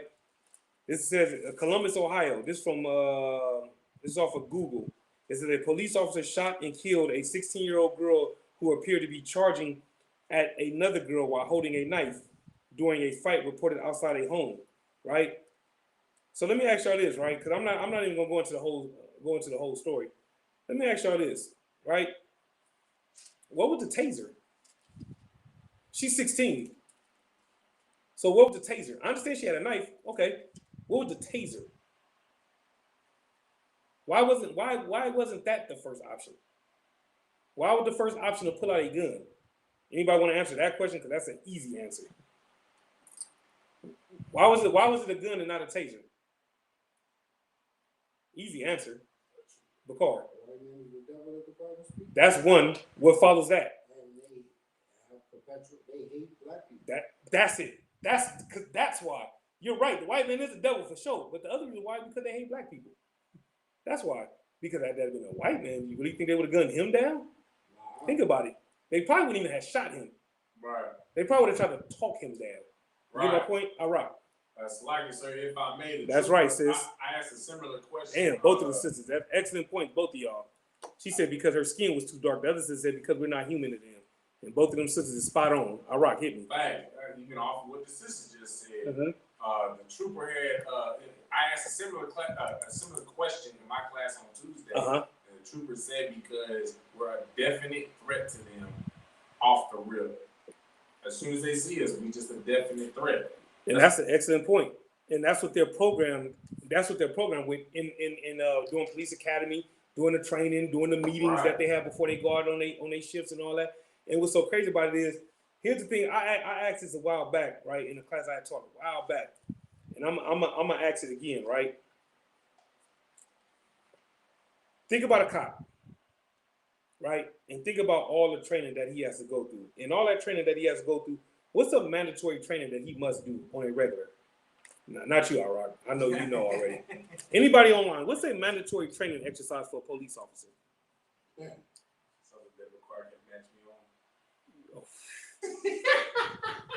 You just gave him the damn answer. Anybody online? What is something that a police officer is mandatory for a police officer to do? That's required. That's a part of his training. Yeah, the sister got it. They have to go to the range. Right. So if they have to go to the range, what would that make them? Bakar. A sharpshooter. That would make them a sharpshooter or a marksman, right? Yeah. Right. Target practice. This is that target practice. She's absolutely right. Okay. So now, you telling me that, let's just say they just had to pull out their guns. Let's just say they had to. You telling me that they're not skilled enough to where they could have shot that girl and disarmed her? You telling me they had to kill her? Right. That's the only thing that they know how to do. Think about that for a second. Think about what we just brought out right now. They go to the range probably once a month, probably more than that. You get my point? The point is, the sisters say to learn how to shoot their gun. All y'all are correct. And that's what makes this that much more heinous and sickening. Because if they don't know how to do nothing else, they know how to hate niggas and they know how to shoot. These are two things that cops got down to a T. Right. So if they're really concerned with de-escalating the situation, they could have just disarmed that sister. They could have shot her and wounded her. Right. But they didn't shoot her once. The story you brought up, they didn't shoot him once. They shot him 10 times. Now, mind you, these are professional shooters. You see what I'm saying? And this is that they are taught to shoot and kill us, and that's the point. That's the whole purpose of this class, to get y'all to see that the oppressor only knows how to be evil. Right. But Carl, hit me. So like I forgot about the story. I'm not sure if anybody familiar with it. It happened back in 2018 where a black security guard who detained a shooting suspect. When the police arrived, the police shot and killed him. You talking about at the mall, huh? Yeah, this was in Chicago. Yeah, I remember that. I remember that. Yeah, I did a class on that. I remember that. Yeah. No, hit me. No, go ahead. Get down. No, get down. No, get down. It just reminded me of that when you said how they see us. And nigga, they ain't even think that this person could have been security. Right. Wearing a security outfit. Right. That says security. They just saw a black man with a weapon, you see what I'm which saying? he was lawfully, you know what I'm saying, right, allowed to carry. Right. And he was doing his job, who actually was a hero, who detained the suspect who was involved in a shooting. You see what I'm saying? And they supposed to came, and you know what I'm saying, and it goes back to what you said, and I thought about the story as I read it, you understand, because I remember it. I had to look it up, and it's just one of those things where, like you said, and like the sisters brought out online, all they see is dark-skinned people. Yeah. You understand? And they look for a reason to kill us. Nah, 100. They know that they will be justified. Yeah. Within the scope of the law, because America promotes the death of Black, Hispanics, and Native Indians. 100. America allows for us to be killed with impunity or immunity. You understand? When it comes to white people, like you say, you've seen countless videos of them pleading with their people, right, to put down the person that beat a cop, took the car, did all of the above, still never a shot fired. But a black man doing his job, or a woman who was being jumped or attacked as a teenager, you know, obviously the girl was scared. A knife, yes, it is lethal, but however, you understand?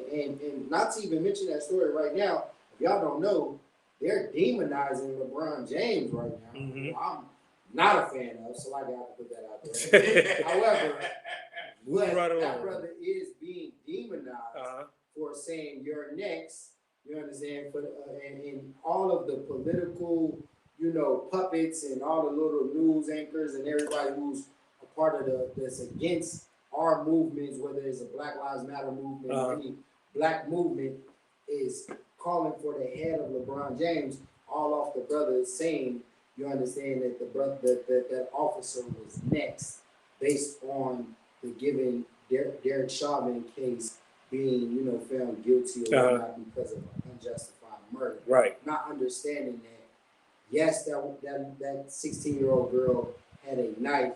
However, you could have used so many different tactics 100 to prevent that girl from stabbing someone. Right. And that officer chose to just unload a clip basically into her chest. Right. You understand? And to guarantee that she would not survive that situation. Right. And it just shows you, you know what I'm saying, how much hatred they have for us, because you can't even speak out.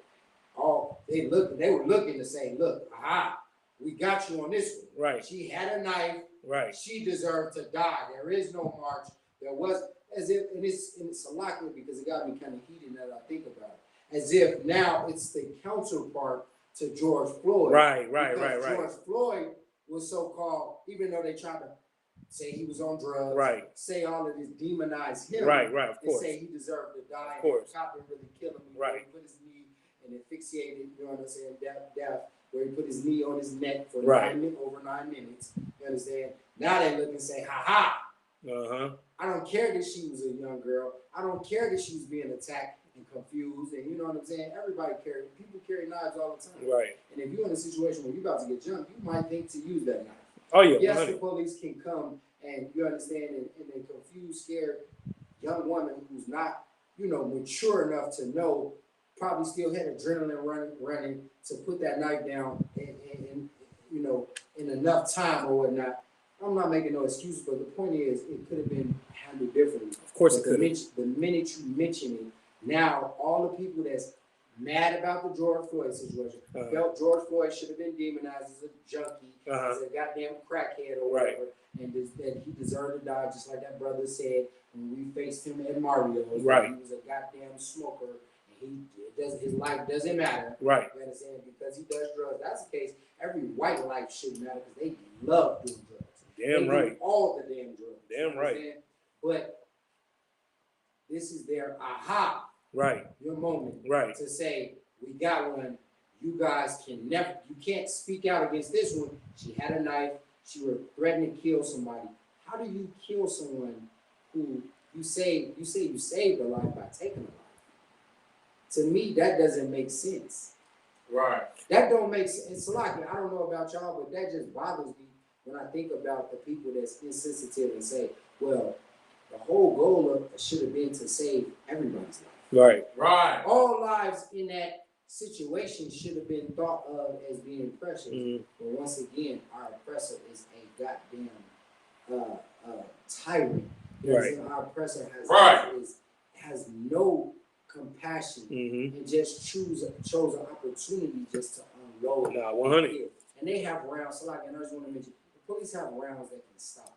Right. They have rounds that you cannot buy at the store. Right. That if they shoot one bullet in your arm, you're gonna drop whatever you're holding. Right. The arm down there might get blown off. Right. Because those impact rounds are so heavy, packed with so much lead. You understand that it's designed to make you get down. Right. To make you stop. Right. Whatever you're Right. doing. Right. You understand? And you didn't have to hit that girl with 4 of those rounds. It shows that our oppressor, like the Bible says, can never be made straight because all it knows is war and murder. Right. Right. Get that brother a hand, man. Everything you just said was heavy as hell. And that's what you can expect. You understand? May 15th when we go out there and break ground in Las Vegas. That's right. Super heat just like that. You understand? Before I come to y'all, Rock, this is the whole point. This is the whole point of this class. The oppressor only knows how to be evil. That right there is a perfect example. Before I come to you, the sister Amanaba put something in the chat. Hey, give me some more on that. She said he shot him 10 times because the cop didn't want anyone to know what he was doing with that gay guy. Hey, when you get a chance, Amanaba, type in the chat. Give me some more what you're talking about. Break that down for me. In the meantime, while I'm waiting on that, Rock, hit me. I know what she's talking about, but Salaki, Hit me. just off of what the officer said, like you said, that was mighty heavy. But mind you as well, this is a sister that had a knife.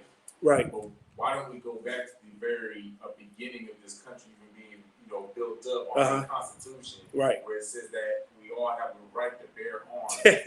That's an excellent point. I wanted to, just caveat off what the right. mighty words of this mighty officer, this mighty man have brought out was just the simple fact that obviously this Constitution, this country, even though we built it, everything that everybody's benefit off of was not for our benefit, the Blacks, Hispanics, Natives benefit. Right. You understand? Right. Everything was for for the people who are inflicting, these atrocities upon us. Right. Because mind you, if we all had the right to bear arms, the sister that just had a knife would have been treated the same way that that devil, that 17-year-old devil who had a doggone AR. Right. In Wisconsin. Right. You know what I'm saying? Right. So it's these little, because you were saying, how did you put it? This was a aha moment. Right. For them to try to point the finger at us. Right. At the same time, that's an aha moment for us to say, okay, you really don't even look at us as equals in the first place, even though that's all we've been fighting for since, since we came into America in the first place. Right. And everything, everything that y'all said is spot on. And again, that's why this class is so important. thing about it is a couple things. One, to your point, right? It just goes to show you the flaming hypocrisy of the so-called white man, and to your point, that the Constitution has nothing to do with us. Right. They're vilifying LeBron James, like he said, but according to that same Constitution, what happened to what? Freedom of speech? Right. Right. You know what I'm saying?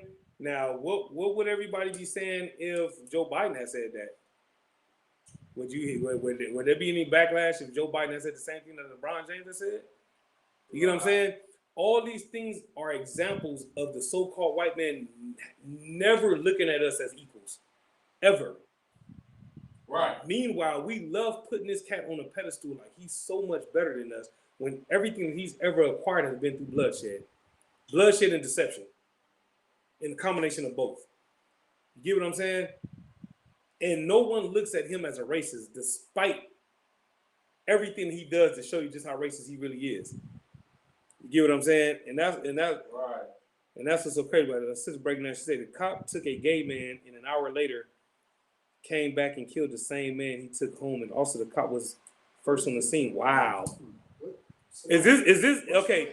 Is this the story that is this in relation to the story that Bakar brought out about that security guard that got gunned down? Y'all let me know what's going on in this chat, because they dropping some heavy shit. I just want to know how y'all help me tie all that in. So you know what I'm saying? Help me break that down for me. In the meantime, let's get that scripture. Ecclesiastes chapter 1, verse 15, please. God, the book of Ecclesiastes, chapter 1, verse 15. That which is crooked cannot be made straight. Read it again. That which is crooked cannot be made straight. Why is that so important? All right.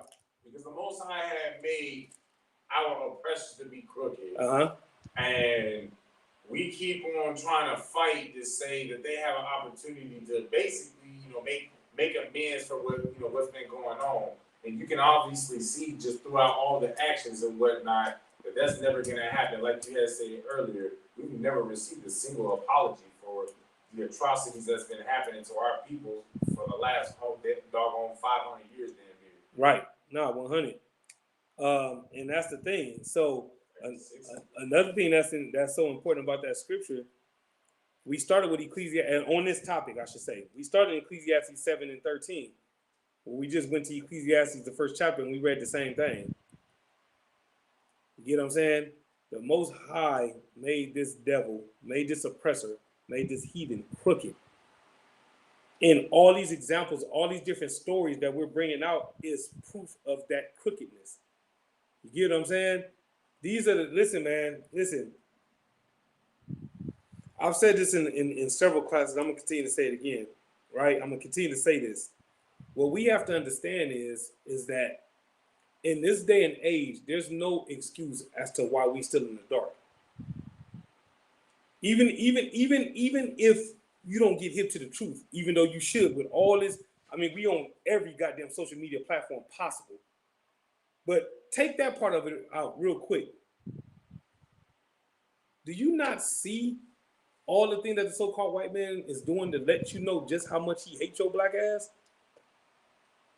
You telling me in 2021 you don't see it's still not a clear picture. It's still blurry to you that the white man hates your guts. Right. I don't help me understand.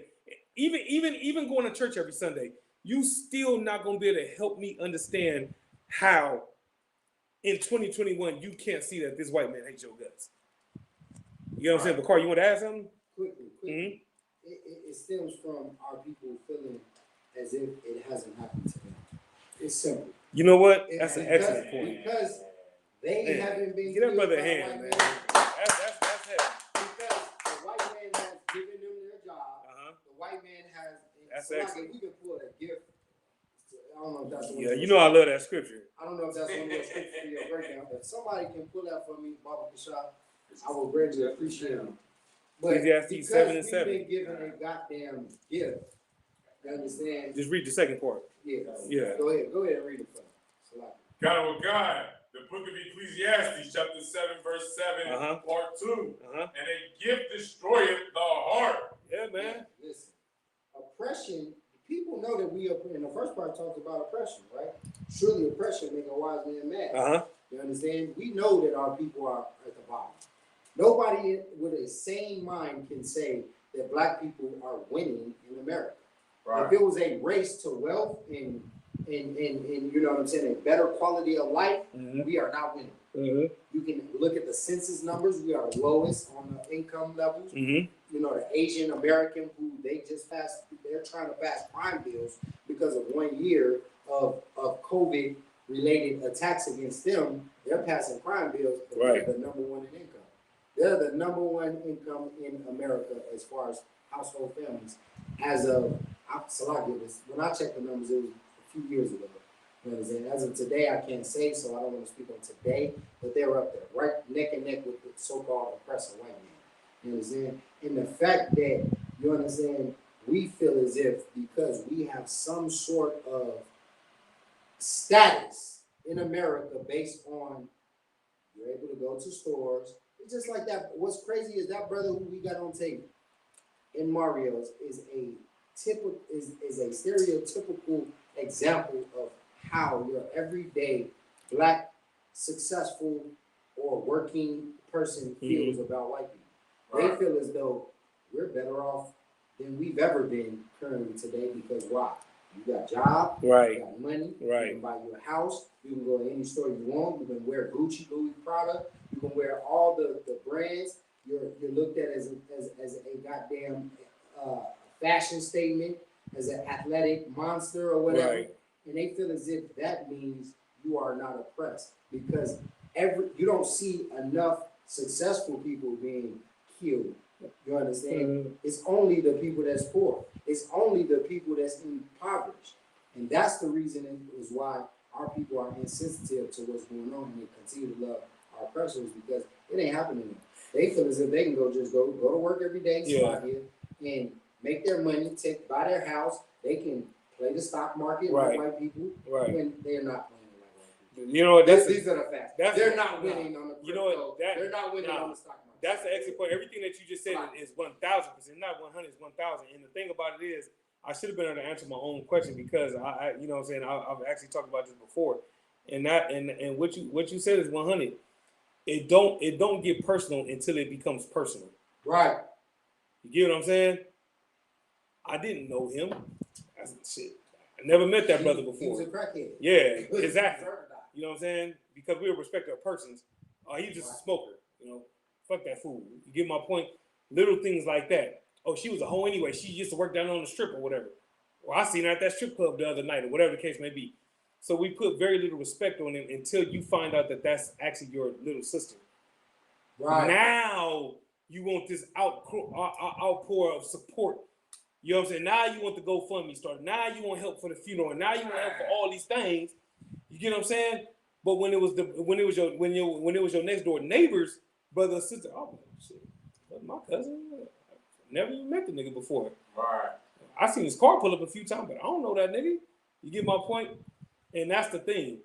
And what's so messed up about that is this. We have that mentality when it comes to brother and sister next door to us, but yet, worldly speaking, how many of us was sad and wanted to light one up or pour something out for DMX? Right. How many people in the world actually knew DMX? Right. But how many niggas was sad when they found out that DMX died? Right. What about Black Rob? I brought this up in the last class. No, not too many people know Black Rob because he's basically a one-hit wonder. But how many people actually knew Black Rob other than knowing him for that one song? But was sad as hell when they found out he died. I'll give y'all another example. That's where I was going. How many people was really sad when Shock G died? He's the one that put together Digital Underground. Very underrated group, by the way. Them niggas they did they shit. You get my point, but that's neither here nor there. The bottom line is he died. But how much attention did that get? Not a whole lot. Why? Because he wasn't as big as DMX. Right. You know what I'm saying? And early, if he would have died, and I'm not wishing this on him, but my point is, if he would have died in 91, 92, oh, it would have been a big old thing. But because he died in 2021, not as big of a deal. The point that I'm trying to make is, there still was a lot of people that was sad, and that's still mourning to this day over the loss of Shock G. How many people mourn when Chadwick Boseman died, aka Black Panther? How many people mourn when he died? And again, I'm not making light of these brothers' deaths. I'm just trying to make a point. How many of us was heartbroken when Kobe died? Right. You get what I'm saying? And the reality of it is, and I'm not, man, do not take that as me trying to shit on this brother, because I'm not. But the reality of it is, how many of us would Kobe really have stopped and had a conversation with? Had he seen us at a McDonald's or something like that? Had he seen us at a car wash or something like that? He would have signed that autograph, said what's happening, and kept it pushing. But how many of us would he actually have gave his number to? Hey man, if you need anything, man, holler at me. I see what you on, man. I appreciate you, man. Hit me up. But yet the brother that you've been living across the street from the last 20 years, his people died. You don't give a fuck. Right. Kobe and his daughter died. Oh man, she was so young. She was so promising. She had such a future ahead of her, and on and on and on and on and on. Meanwhile, some so-called Mexican is mourning the death of their daughter right now because she's on the border and got raped to death. Right. But y'all don't give a fuck about that. Right. But y'all care about little Gigi. And again, I'm not making light of her death. I'm just showing y'all the difference. Respect that person. That's it right there. You get my point? And all that traces back to how evil and wicked the so-called white man is. Because he taught us how to be a respecter of persons. Right. He taught us how to respect fame and wealth and power. He taught us how, even though the scriptures say to love thy neighbor, he taught us how to hate our neighbor. Hit me. It's like I just had a question on that. Uh-huh. Is that part of the reason why America is called spiritual Babylon, or it's like it's Egypt all over again? Uh-huh. Because that's basically what it was in Egypt, where we had respect for a man. Absolutely. Absolutely. Okay. I mean, there's so many parallels to these other empires that failed, you know what I'm saying, in the past. When you look at whether it's the eagle, whether it's the homosexuality, it's like whether it's just the whoredom, whether it's the statues, all these things that are being done in America was done before. Right. So that's why America has all these different names in the Bible. You know what I'm saying? Because they took on the persona of all these different empires. You get my point? The sister said it was in Virginia. So this is something different than what you was bringing out, Bakar. That's right. So she said there was a recent shooting that the cop killed a man that was having car trouble stranded on the side of the road. That was Break it down. Okay, so what she's talking about, Uh-huh. Commander General Yohana had actually brought that out. Now, in the article that we was going over, we didn't get over the detail of any type of sodomite activity. But what Commander General Yohana and Jeremiah Hyman had brought out was that there was an act of, some sodomite activity before. So he was trying to cover up. I got you. Then after he got to his destination, he made a phone call. I guess he got locked out of his crib, whatever. Made a couple of threats to the brother that he was living with or whatever. And then he said, what? His actual brother. Yeah, okay. So his actual brother that he lived with. And the officer was right there. And in the midst of him being on the phone with 911, because this entire time he was on the phone with 911 dispatcher. He got 10 rounds of lead put into his body. So like, you get my point, and that's the thing, man. So it was basically like on some cover up type shit, right? Didn't want the cop didn't want it to be known that he was on some gay shit. I get it. And so again, going back to the topic of tonight's class, the oppressor only knows how to be evil. Right. You get what I'm saying? And that's the whole thing about it. You get what I'm saying? And so Tawada says for bringing out that story, and Tawada for all these answers, everything that y'all saying is correct. The sister had brought up Shock G right around the time you had said it, Bakar. You get what I'm saying? And that's the thing. And the sister said none of us knew DMX personally, none of us knew Shock G personally, none of us knew Kobe Bryant personally, but we all went out there and painted pictures of Kobe. Went out there and put candles and lit candles and the whole goddamn thing. I remember, you know what I'm saying, when Nipsey died. You get what I'm saying? When Nipsey died, you know what I'm saying, people was taking off from work because they were just so heartbroken over Nipsey being dead. I remember a lot of kids not going to school. This is what I was told from people in the city. You know what I'm saying? people, you know what I'm saying, kids wasn't going to school because they were so heartbroken over Nipsey being dead. Didn't even know that goddamn heathen. Right. You get my point? But again, because we're a respecter of persons, people is heartbroken over it. You got people that still, you bring up Nipsey right now, you know what I'm saying? You say something wrong about Nipsey, you're gonna have some niggas that's gonna be ready to fight. You get my point? And that's the thing. And again, the whole reason why we're a respecter of persons is because the so-called white man, you know what I'm saying, put us in a position to be respecter of persons. Right. But with those spiritual muscles, which we talk about going, all this, it always ends up coming back around. With the spiritual muscles, we be able to fight that off. Right. Because there's no respecter of persons in here. You get what I'm saying? Right. We care just as much about DMX as we do about that brother that's over there dying of an overdose at that homeless shelter. Right. You get what I'm saying? It hurts nonetheless. You get my point? It's another black man that's no longer in existence. You know what I'm saying? Sister then lost her husband. Kids then lost their father. A mother then lost her son. On and on and on and on and on. You get my point? And that's the thing. Yeah, that's an excellent point. This is to say any reason to take a day off. You know us. You understand? You listen, you wake up, you wake up on the wrong side of the bed, literally and figuratively, and you want to take the day off. You can have the slightest of headaches and you want the day off. You know what I'm saying? So it don't take much for us to want the day off. You understand? Let's get a couple more scriptures. I might use this as a pre-topic for next week, but it's too many scriptures to try to cram in right now. We running up against the clock. So I might use it as a pre-topic for next week's class, but more time that we'll have a new topic unless there's some more stuff that comes out where these scriptures apply. But in the meantime, let me get Jeremiah 13 and 23 real quick.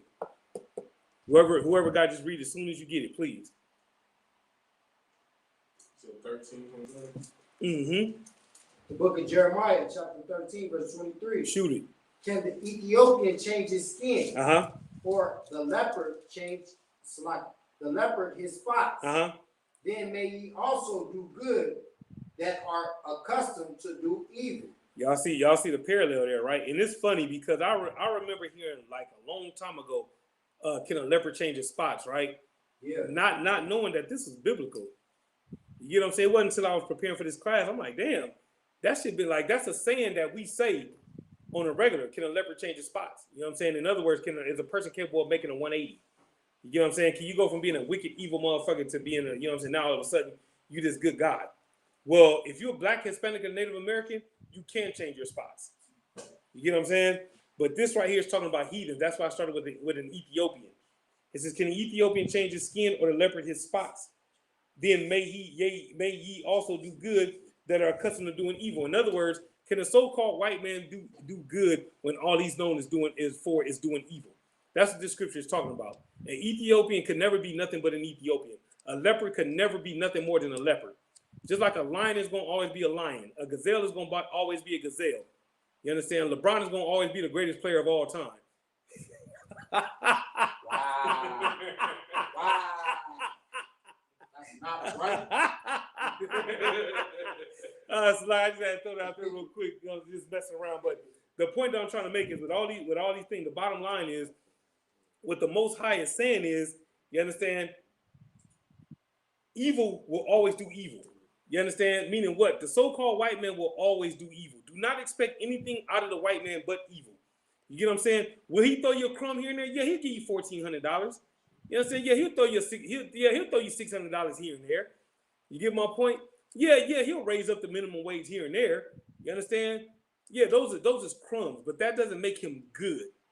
You get my point? And how you know that the white man could never be good? Because he's building up his army to fight against Christ and the angels. That's how you know that the so-called white man has no intentions on being good. You understand? From there, let me get Habakkuk. Let me get the book of Habakkuk, chapter 2, verse 12. This will probably be the last scripture, y'all, because I don't want to run too far over the clock. Like I said, more time than not, this will either be a part 2. You understand me? Or it'll be a pre-topic for next week's class. But in the meantime, we're gonna more likely we're gonna end on this last scripture, right? Let me get Let me get Habakkuk, the book of Habakkuk, chapter 2, verse 12. If this right here does not sum up the so-called white man, nothing else will. Whoever got it, read it, please. Khan, the book of Habakkuk, chapter 2, verse 12. Shoot it. Woe to him that buildeth a town with blood, and stableth a city by iniquity. Read it again. Woe to him that buildeth a town with blood, and stablisheth a city by iniquity. Woe to him that buildeth a town with blood, and establisheth a city by iniquity. So when y'all read that right there, right, what is that telling you? Who is this? Who is this talking about? You know what I'm saying? This is talking about our oppressor, aka the so-called white man, aka Esau, aka Edom.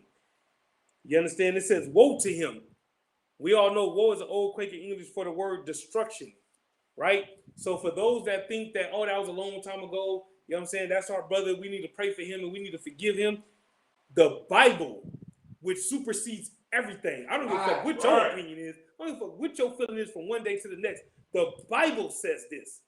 Everything that we bring out in class comes from this book. This book that you've been reading, according to you, your whole life. I've been going to church since I was 7 years old. You 58 years old now. And you've been reading the Bible since you were 7 years old. But yet you didn't read this scripture right here. Read it again from the top, please. Woe to him that buildeth a town with blood, and establisheth a city by iniquity. As a so-called Native American, I'm gonna go to this so-called Native American and ask him, based on this scripture, what is the first thing that comes to your mind when you hear that right there? What does that make you think about? It makes me think about, first off, America and the Trail of Tears. Trail of Tears, like that's really what, you know what I'm saying, is famous about America. You know what I'm saying, when it comes to Native American and the atrocities that they commit. You get what I'm saying? So when you read this scripture, and the reason why I went to this brother is because he's a so-called Native American, but he's better known in this land. Better known, when I say this land, I mean amongst this land, meaning us in this truth. That is a Gadite. He's a so-called Native American, but that's a Gadite right there, the tribe of Gad. You understand? The so-called Native Americans. You understand? And I went to that brother because this brother, because of the bloodline that he comes, he knew exactly what I was going to be talking about when I said, woe to him that buildeth a town with blood and established a city by iniquity. Who would know better than the so-called Native American? You get what I'm saying? The sister said Christopher Columbus. She is absolutely correct. Right. You get what I'm saying? The sister, hey, shalom, says Yahweh Shema, Allah Thub, Hashem Yahweh Shah. You understand? Everything that y'all said is correct. Listen, man. Lord, we're going to speak on this a little bit more. I had a couple more things I wanted to bring out. You know what I'm saying? Yeah, everything that y'all saying is absolutely right. Columbus saying, I live here now. That right there is all goes into this scripture. The sister said Columbus saying, I live here now. That's Columbus. That's the spirit of the so-called white man. That's the mentality of the so-called white man. Again, the topic of tonight's class was the oppressor only knows how to be evil. And for that devil to come over here and do what he did to the so-called Native Americans and then take credit for founding this country, knowing that there was so-called natives here already, just goes to show you the white man in his element. The deception of the so-called white man. Right. You understand? Read that again, please. Especially emphasize that first part. Woe to him that built a town with blood. Woe, destruction, death, destruction. Right. To him that buildeth this town with blood. Keep reading. Establisheth a city by iniquity. Establish a city by iniquity. Listen, man, I'm gonna end this class like this. Here's the thing about it is, listen, man, I don't give a damn how much the white man gives you. I don't give a damn how much he's paying you. I don't give a damn that he let you live there rent free. I don't give a damn if you're making $70 an hour on your slavery. I don't give a fuck about none of that. What I'm trying to tell you is no matter how much you try to love the so-called white man, the white man will die. Right. You understand? The so-called white man will die at the hands of a black man by the name of Yahweh Shai. That's right. You understand? Better known to the world ignorantly as Jesus Christ. You understand? And it's called justice. Right. The same way that we want justice for Joy Morgan, you understand? In the same way that we want justice for Akai Gurley, Walter Scott, you understand? For Philando Castile, you understand me? George Floyd, and I could go on and on and on and on and on. The bottom line is this. The oppressor only knows how to be evil. And you know what? When Christ comes back, he's going to repay the so-called white man for all the crimes he's committed and all the crimes that he's committing against the Lord's chosen people. You understand? And with that, Patrick Crouch, Preaching Officer Picard.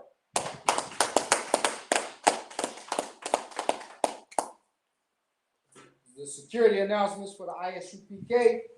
We are the ISUPK, started out on 1 West 125th Street in Harlem, New York. Rule for new brother and sister. When a new brother and sister comes into the school, they are off limits for 6 months. They are to be saluted only. They are here to shed themselves of the world. If they need transportation, the teacher will arrange it. After 6 months, if a brother or sister has an interest in a particular person, he or she must get permission from the head to speak to a brother or sister. There's another 6 months in which the brother and sister will court each other. After this 6 month period, the brother and sister will get permission from the head to marry. Tithes, which is a commandment, Numbers 18 and 21. Malachi 3, 8 through 10, means tenth in the Hebrew, Ma'asharah. 10% of every penny of any increase the Lord gives you. Give to the treasury department or teacher, priest fund, a free will offering for priests, not mandatory. Whatsoever amount you would like. Upcoming holy convocations is currently we're in the Feast of Unleavened Bread. We're gonna, after that, the next one is the Feast of First Fruits. Salakia, so I'm not sure on the dates. There was some issues with what they reported on the dates. Yeah, ain't no thing. So Salakia, we'll get back to you exactly on the date. Right, we'll keep you posted. Of the Feast of First Fruits. If anyone wants to be a trooper in the school, start wearing all black, boots, shirt, pants, headband, and scarf. And with that, we're gonna ask all the Akim to stand. We're gonna say Amijam. We're gonna give one courtesy salute to the teacher. Men of Israel, Amijam Shabbat, Amijam Barak, Yadam Atah, and with that, class dismissed.